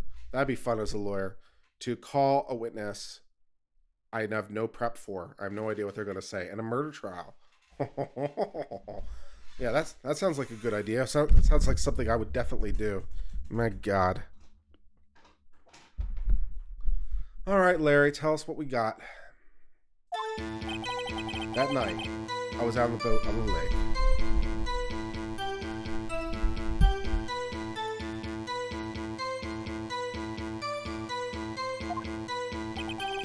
I was looking for something, and I found it. So I quietly slipped the boat back into a rental shop dock. Then just as I was thinking about going home, I heard this bang. I looked out over the lake, but I didn't see a boat. So after I heard the single gunshot, I went home. That was unusually vague testimony, even for this court. Yeah. How many times did Kurt restart? We're doing pretty good on the restarts so far, actually. Actually, I don't know that we've restarted so far. We're doing pretty good. Hey, Kurt, you may begin examination. Yes, Your Honor. What's wrong, Nick? It's Larry. I have no idea what he's going to say if I press him. I'm a little scared. Well, we've come this far. There's no way to go but forward, Nick. I do look less frustrated, thank you. Yeah. I'm having more fun with it today. I've come to accept the insanity and roll with it.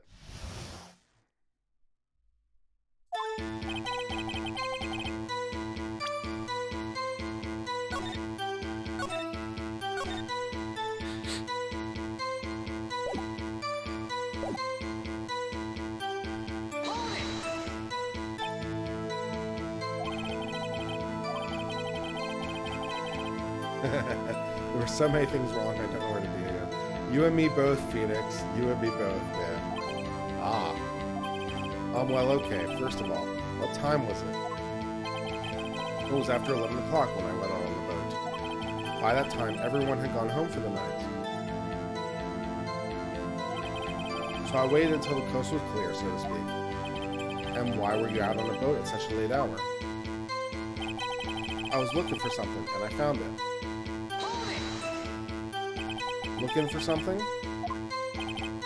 Yeah, Mr. Butz, what were you looking for? What the witness was searching for is irrelevant. Probably, but most likely he's hunting for this Gordy.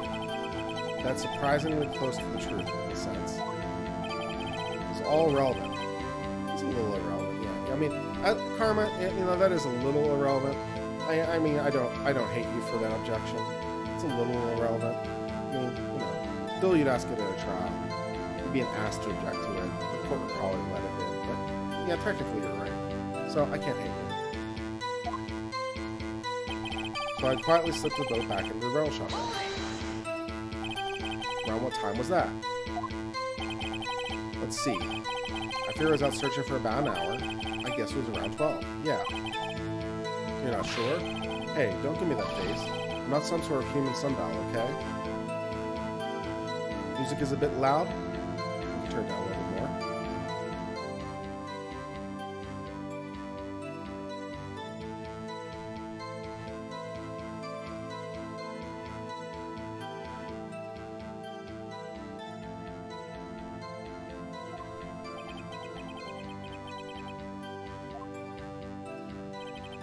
Then just as I was thinking about going home, I heard this bang. Where did the sound come from? Yeah, well, I wasn't too sure about that. I looked around, you know. Did you look at the lake? Yeah, I looked. I looked out over the lake, but I didn't see a boat. Wasn't there a boat on the lake? Order! Order! The Prime Minister. Well, Mr. Butz? Whoa, whoa. Everybody just calm down, okay? I mean, it was real foggy that night. I'm not sure whether there was a boat out there or not.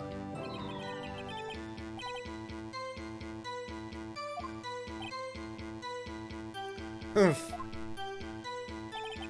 So after I heard that single gunshot, I went home. That's a good question. Why didn't you, call someone? So you only heard one bang, correct? Yeah.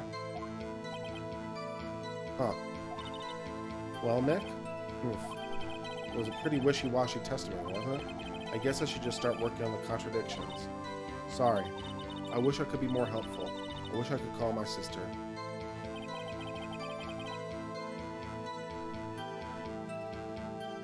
Alright, so what evidence do I have that I could contradict any of this?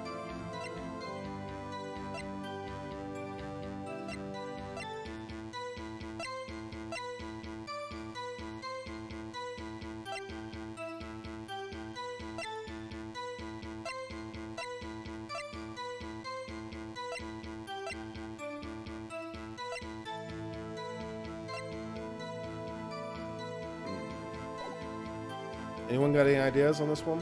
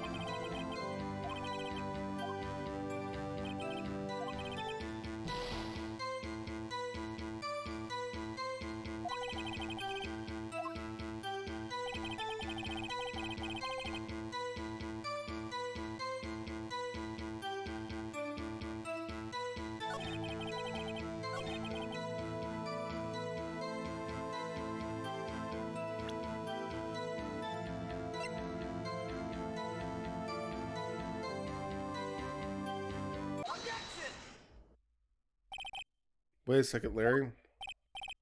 What? You only heard one bang. Sure? That's what I said. But Miss Lotta Hart testified yesterday she heard two bangs. Okay. You know, I hate to be this guy, but like, you know, that's not like unusual, nor is it like mean one of them is lying, nor is it really a contradiction. Okay, it's like two different people had two different perspectives and they witnessed two different things. You know, okay, she heard two, you heard one. You know, all right. And the old man just now said the same thing. That, again, tells us nothing. They both heard two gunshots that night. Great, I only heard one. And therefore what? It doesn't prove anything. At all. Huh? Were you even listening? Were you paying attention at all to what they said? Yo, Nick, please. Huh? No, something's been bothering me. I'm a witness, see? I'm like a customer here. So you gotta treat me nice and stuff. No, I really don't. Mr. Butz, what? You only heard one gunshot. Are you sure? Well, to tell you the truth, I'm not sure. Eh? Not sure? How could you not be sure? Yeah, well, I might have missed the other gunshot. I was listening to something else. Okay. Something else? My radio dude with headphones. What? I feel about the same way. Order. Order. The Prime Minister. And stop that booing. Mr. Butz, you were listening to the radio with your headphones. Yeah, so what? That a crime? I listen to my radio. Everyone listens to radio. What's the big deal? Mr. Von Karma, your opinion? Waste of time. I do not accept this witness nor his shoddy testimony. Well, Mr. Wright, should he continue the testimony? Sure. Your Honor, please. Please allow this witness to continue. Nothing is more pitiful than a lawyer who doesn't know when he's lost. Very well, Mr. Butz. Please give your testimony and be sure to include details like your radio. Can anyone testify correctly the first time? Is that also like a known feature of the Japanese legal system by any chance? Where like no one gets their testimony right the first time? Is that a known aspect of Japanese law? No one gets their testimony right and has to give it again and again and again. Is that part of the Japanese system too? Right, leave it to me. I wouldn't if there were any other way out of this. In movies, they ask judges, I wish to treat him as a hostile witness. What does that mean? Well, what it means is that you want to ask leading questions on direct. You know, so you say, so there, you know, if this person is hostile to you, so you can ask leading questions is all it means. So that you can ask, basically you can cross-examine on direct. So,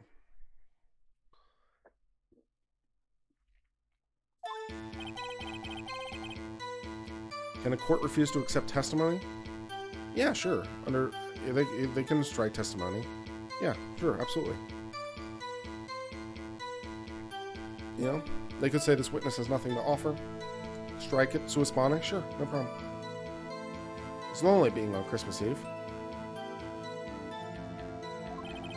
That's why I was listening to All Request radio show. I was listening to it real booming loud. I'm pretty sure I heard that gunshot. I remember exactly what the DJ was saying when I heard it too. You're listening to your radio at high volume. Yeah, what's the big problem?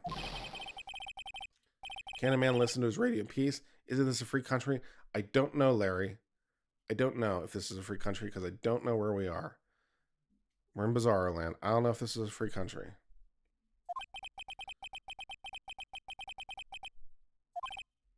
Judge, can you believe a word this witness says?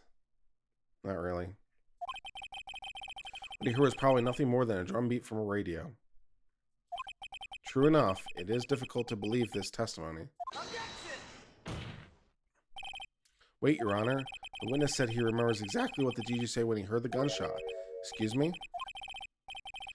We're in Japanifornia. Yes. Anyway, what this means is when he heard the sound, no music was playing. The DJ only talked between songs, so he couldn't have heard the gunshot from the lake. I'd like to cross-examine the witness, Your Honor. Please, why? God. Very well, Mr. Wright. I can't believe I'm continuing this charade. Neither can I, really.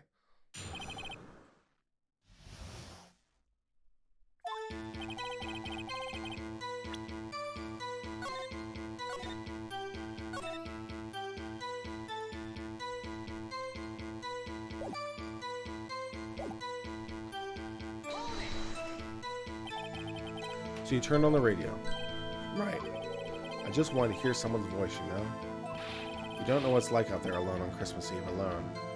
Oh, Larry, I do know what it's like. You and me both, bro. Oh my god. I shouldn't have said anything. That's why I was listening to an All Request show. Do you by any chance remember the name of the program you were listening to? It has nothing to do with the case, Your Honor. Yeah. Objection sustained. The witness was listening to the radio. That's all we need to know. Tell us, Mr. Butz, how loud was your radio? I was listening to it really booming loud, like. With earphones?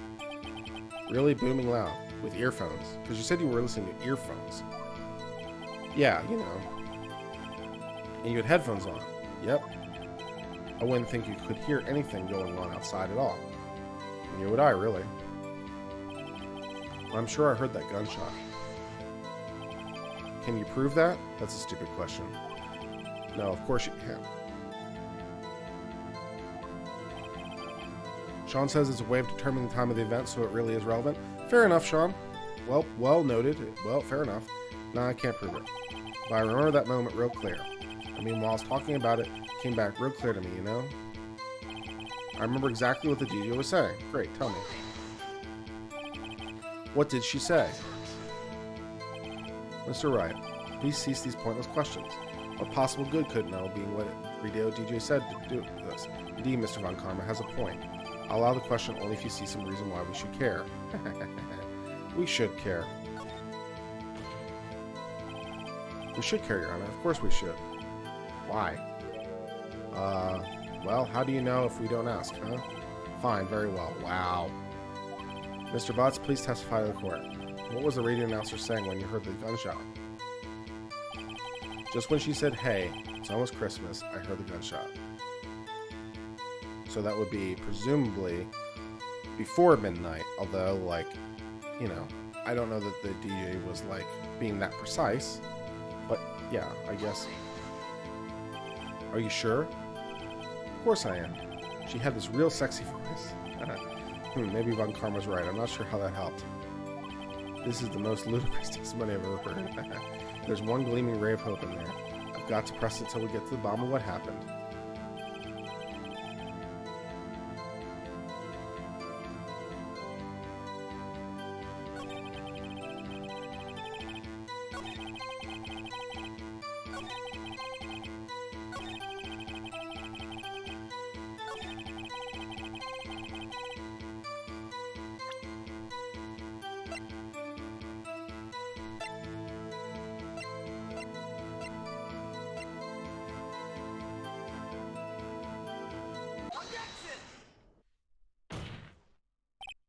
Larry, are you absolutely sure?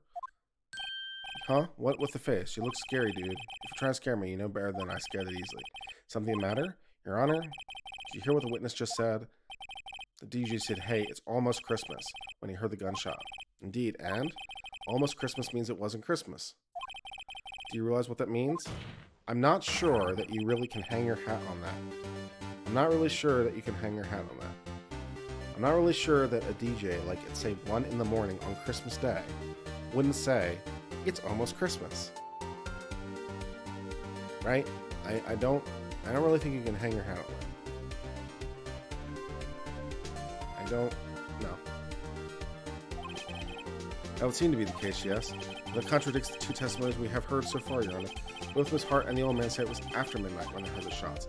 In other words, when they heard the gunshots, it was already Christmas. Wow, we're hanging your hat on this? Really? Wow, okay. This is a clear contradiction, Your Honor. No, it's really not, but let's pretend it is. Order! Order! The Prime Minister. What does this mean? You're a nut. You're crazy in the coconut. What does that mean? This boy needs therapy. The 2 prior witnesses heard gunshots after midnight. However, this witness says he heard a gunshot before midnight. Judge, the answer is simple. The current witness is plainly mistaken. Just look at him. Suspicious. What? Well, Mr. Wright, what do you think about Mr. Butz claiming he heard the gunshot before midnight? Of course he's right. What are you talking about? Why would I say he's right? Of course he's right. Screw it. No, Larry's not mistaken, Your Honor. He heard that gunshot before midnight. Intriguing. I'm assuming you have evidence for this wild claim. Yes, I do have evidence. He just said it. That qualifies as evidence. Wow. Show me evidence there's a gunshot before midnight. Okay, well, let's see what we got.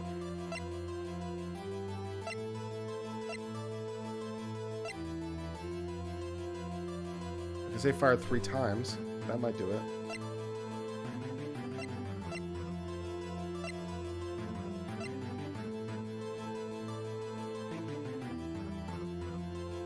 Yeah, because it was the empty lake will do it, right?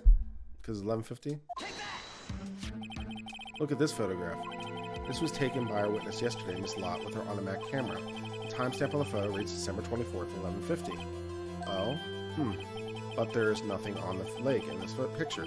Your Honor, the real issue here is not why nothing is shown.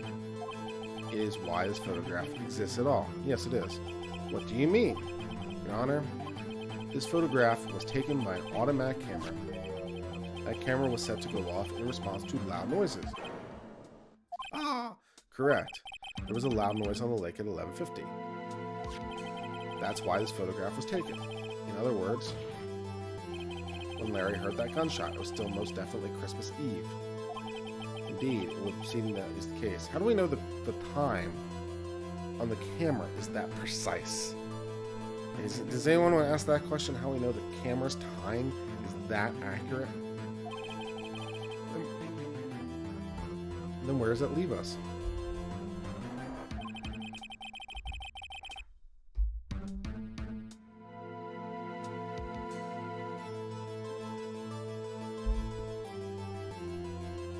Miss Hart testified she heard the gunshots after midnight. Are you claiming she was mistaken? Not at all, Your Honor.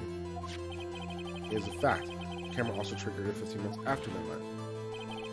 Your Honor, that night there were 2 sets of gunshots, with a 25-minute pause between them. Why would this be? That's a very good question. Don't be fooled, Judge. That camera was set to respond to loud noises. This is a very good objection. I mean, not really an objection per se, but in the way we're doing this, apparently, it's like, yeah, it could have been any noise. We don't know it's a gunshot. That is very fair. There's no proof that loud noise was a gunshot. Fair enough. Why the witness could have sneezed, triggering the camera. That's fair.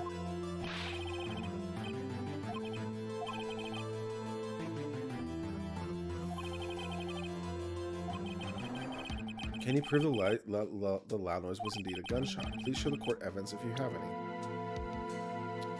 Presumably that is the gun itself.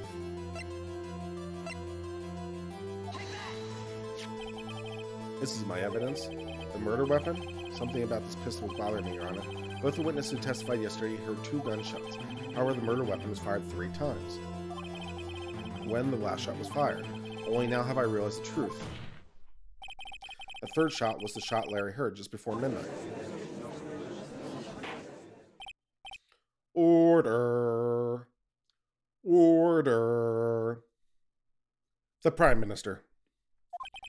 That would make sense of the evidence we've seen so far. However, this leaves me wondering exactly what did happen that lake that night. Exactly. If this is true, there are 2 sets of gunshots separated by 25 minutes. One at 11:50 and another 15 minutes after.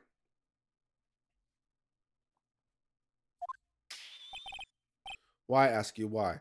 Darter 9000 says they could check the camera and take that as correct. Yes, they could do those things, Darter. You are absolutely 100% correct. But no one apparently has bothered to do it because it's not on the evidentiary record. I was just pointing out that, like, does anyone want to ask that question? No? But yes, if the camera's time is currently correct and chain of evidence for the camera is solid, then you can make the inference that was correct at the time. You know? So sure, if it's currently correct, it was correct then. If it's wrong now, it was wrong then. Reasonable?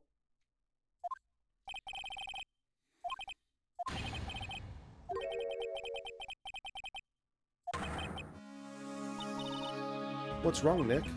I have it. Huh? Remember the case with the Steel Samurai? Huh? Yeah, of course I remember.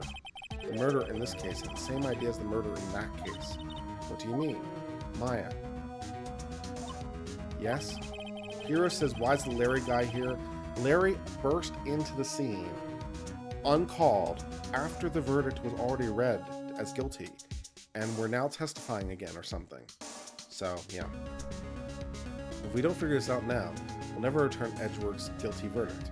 It was overturned. The judge literally said that he was withdrawing it or overturning it. I don't forget his exact vernacular. But he already did that. There is no guilty verdict. It has been withdrawn, overturned by the judge himself. I remember him saying so. I was there when he said it. So, I've got a hunch, and I'm going to run with it. Right, I mean, is this safe? Safe? We already got a guilty verdict. No, we don't. We have nothing to lose. You just watch and let me know if I say anything that sounds fishy, okay? Yeah, he said rescind, withdrawal, something like that. But we all agree, right? We all agree the judge said there's no guilty verdict, right? So, like, there's no guilty verdict, apparently. So, we all agree on that much, right? Right, Nick? Your Honor? Yes, Mr. Wright? Testimony just now has cleared up this entire case. What do you mean, Mr. Wright? Tisk, tisk, tisk. So you finally realize the truth? There can be no other murderer here than Mr. Miles Edgeworth himself? Wrong, Von Karma. A man was shot that night, but it wasn't Edgeworth who got the shooting. Listen, rookie. Take a deep breath and consider the facts. At the time of the murder, one boat was on the lake. This was shown by the witness's photograph. The defendant, Edgeworth, and the victim were on the boat.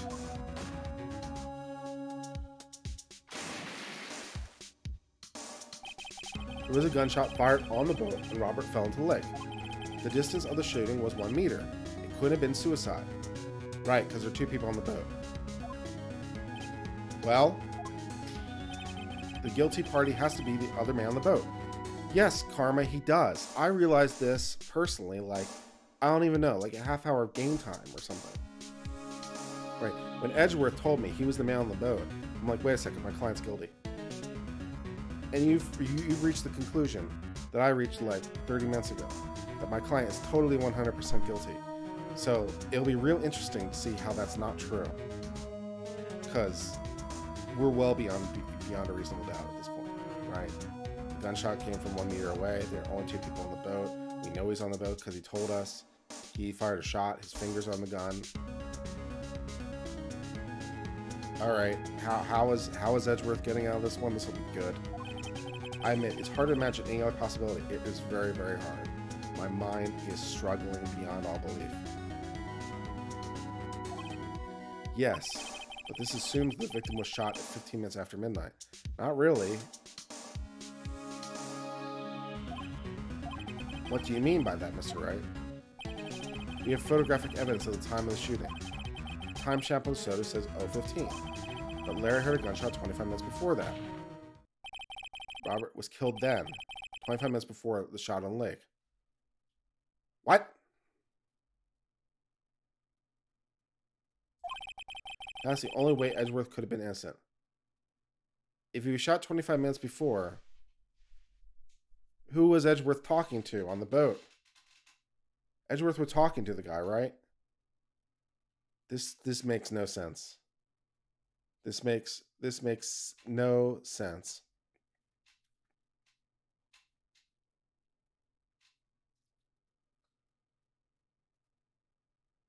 Yeah. Mr. Wright, are you quite mad? Explain who the two men on the boat are.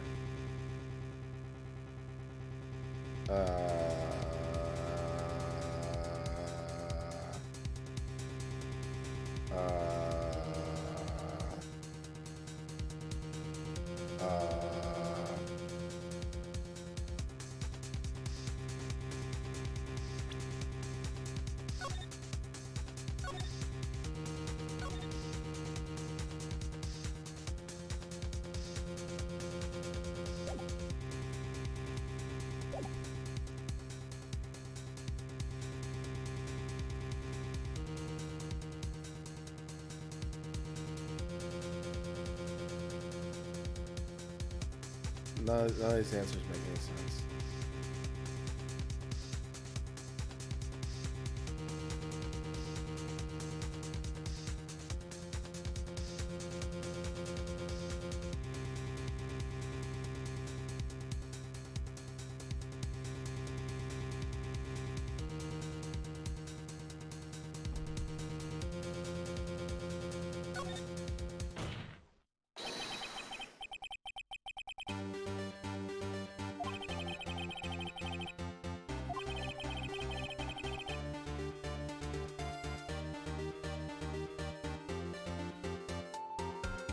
This is the stupidest thing I've ever heard in my life.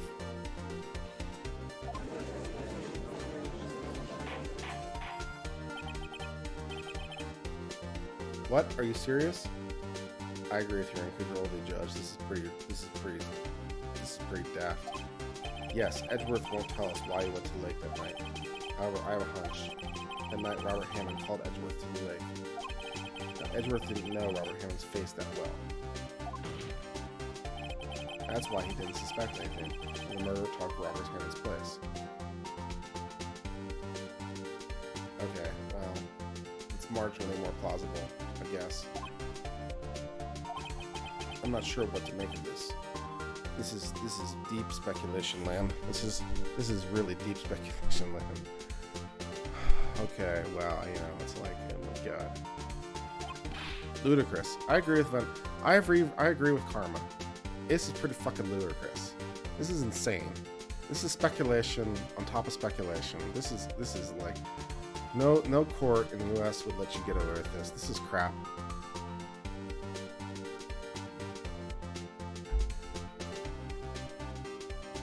I'm telling you, you know, barring all the procedural issues that are here, all right? So if we just pretend this like should have gone in a US court, like using like the normal like rules we all know and love. I mean, a jury's returning guilty, guys.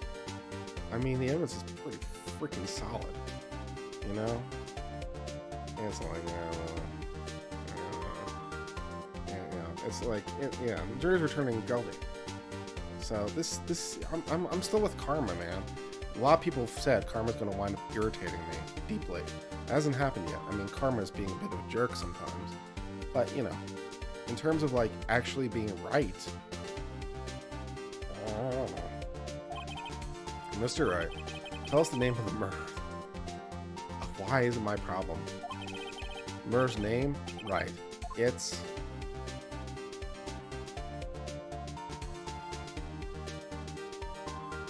I don't know. Actually, I don't know the murderer's name. You don't know? No. Ah, again, you waste my time. Karma's right on this one, guys. This is crap.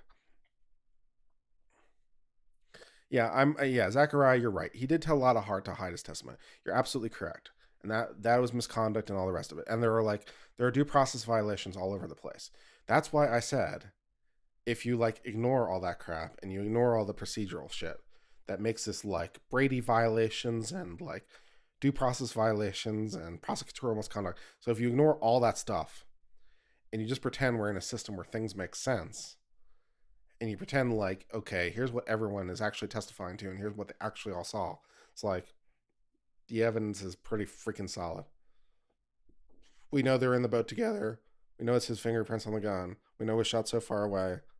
This is rank speculation. They would never let this in. They would never let a defense lawyer argue this. They would never let a defense lawyer argue this because you have nothing. You have no support for it at all. You have no support. Maybe the murderer shot him 25 minutes earlier, and maybe he took his place because he didn't know, and maybe there was both of them in the boat. It's like, you got to be kidding me. You got to be kidding me. The judge isn't going to allow that. You have no evidence in support. It's rank speculation. This is stupid.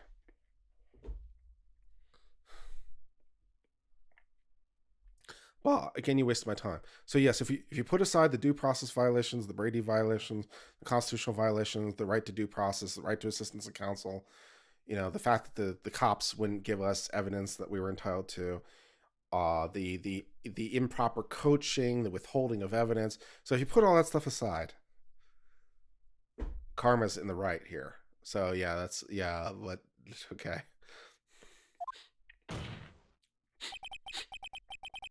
I don't know because he never told us. The murderer is the caretaker of the boat shop, the old man.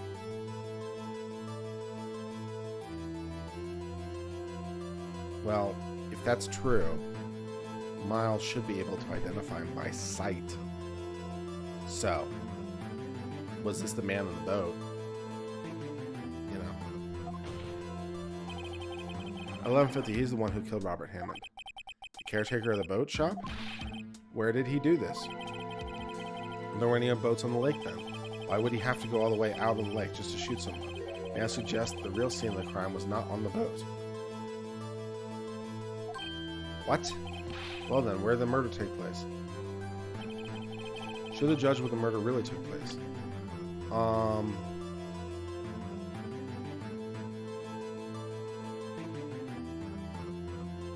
Ocean.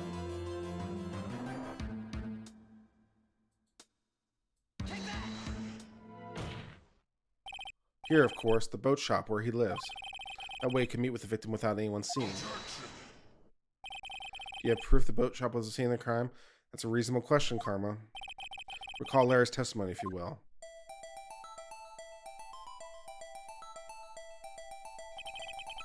At night, he was out on the lake in the boat, searching for something. He finds it and returns to the boat. Then, just as he starts heading for home, he hears a gunshot. He heard a gunshot, Your Honor, even though he was wearing headphones at the time. Wow, that's some grade A BS right there, man. In other words, the gunshot was very, very close by. But you yourself said, no, this doesn't work, Phoenix, because you said earlier there was no music playing at the time of the gunshot because only the DJ was speaking, right? That was your premise for why he could hear it. So it doesn't follow that he was necessarily that close to the gun shop because there was no music, because at the moment of the gunshot he heard, according to his testimony, remember, it was only the DJ speaking. So, and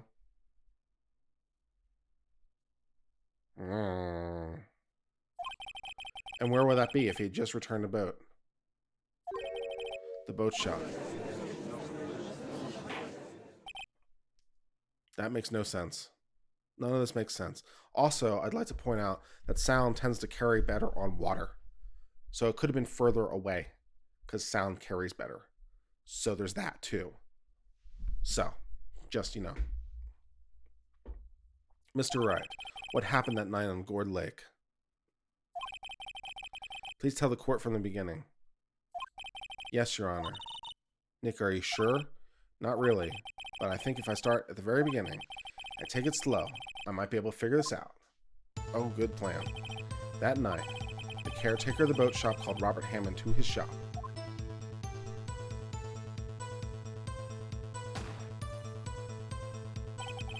This was around 11:50. That was when the gunshot Larry heard was fired. After that, the caretaker put on Robert Hammond's coat. He became Robert Hammond.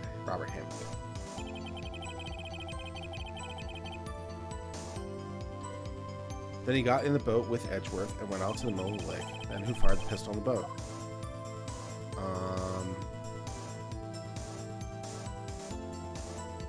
The boat shop caretaker, I guess. No, wait, yeah. Of course, it was the murderer who shot the pistol. He shot twice. Both missed Edgeworth on purpose. Wait a minute. Yes? Why would he shoot twice if he didn't mean to hit anyone? Details. The moment you run out of explanations is the moment you lose.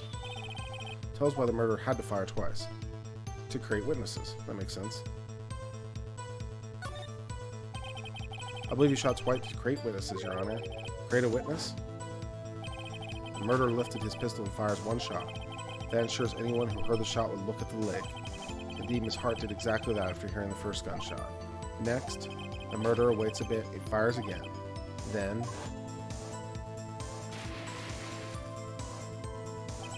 the murderer jumps from the boat himself, leaving the pistol in the boat behind him.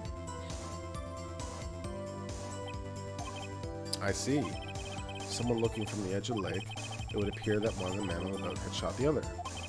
The murderer didn't know about the automatic camera, of course. That was why he shot twice, to draw attention to the boat. Once you realize that, everything else falls into place. The boat shop caretaker swam back to his shop. Then he put on Mr. Ham's wet coat back on the body, and threw the body into the lake. Wow, we are really just pulling stuff out of our backside on this one, aren't we, guys? Wow. This is what happened, Your Honor. Still pretty speculative, ma'am. These are the events that transpired that night.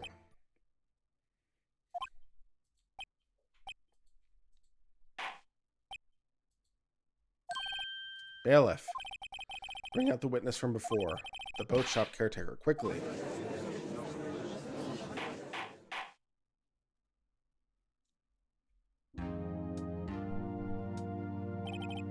Very well. While we're waiting for the caretaker, I'd like to ask the defendant, Miles Edgeworth, a few questions. Wow, really? Mr. Edgeworth, please take the stand. No? I guess no's not an option. Mr. Edgeworth, you heard what the defense had said. Yes. Well, why did you go to the lake that night? What Wright has said was mostly correct. Astonishingly so, actually. Yes. Several days ago, I received a letter. The letter was signed Robert Hammond. He asked me to come to the boat shop by the lake at midnight on Christmas Eve. He said he had something very important to discuss with me. Something important? I'm sorry, I can't say what it was. Yes, you can. Your Honor, sir. Bailiff, we are conducting a trial here. Ask you to remain quiet. The witness has disappeared. He isn't at the boat shop either. What? What should I do? Oh my god. Find him quickly. We cannot allow him to get away.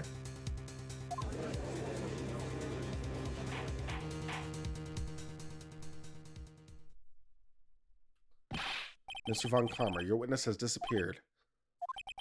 A search warrant has already been issued. You don't issue search warrants. The judge could issue one. But, you know. And also, you wouldn't be issuing a search warrant. You'd be issuing an arrest warrant.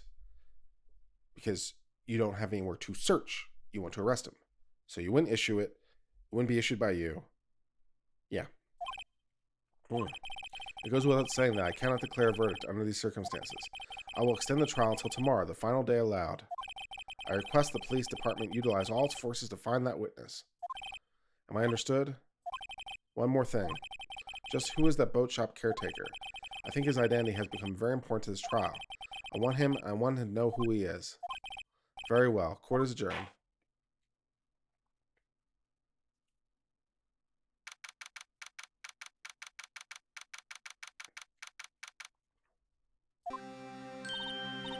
Yay, Nick, you did it. Yeah. Well, at least we got out from under that guilty verdict. What about Larry? That was something else. Even Von Karma didn't know what to do with his testimony. Larry really helped us out. Sure, once I sifted through his unique testimony. Still, he did save us. I don't know what happened. I don't know what happened. We're in La La Land where nothing makes any sense. Nothing happens. I don't know. I just wish our cases weren't so down the wire all the time. Daughter says his head is going to explode. Oh my god. Really? Oh my god, really? That's what's happening. My head's going to explode? Oh my god. I know what you mean. Sometimes I feel like it's us on trial instead of our client. Hey, Edgeworth. Mr. Edgeworth. Did you say something? Don't look so pained. I mean, it looks like you're probably going to get off.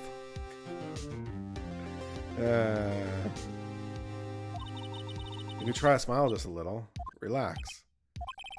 I'm sorry, but I fear it's not over for me yet. What do you mean? Right? There's something that's been troubling me for a long time now, and I don't know whether or not to tell you. Edgeworth? No, there's so little time left. I want to tell you to get it off my chest, but I can't make up my mind. What is this about, Edgeworth? It's a nightmare I've had. A memory of a crime that I committed.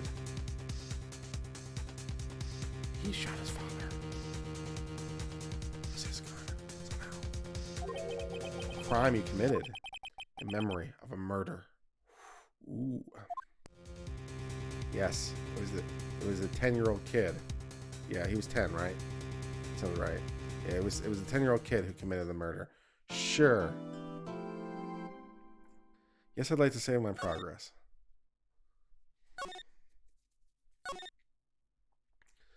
Well, I guess that worked out pretty well, I guess, all things considered, right? So, yeah. That worked out pretty well.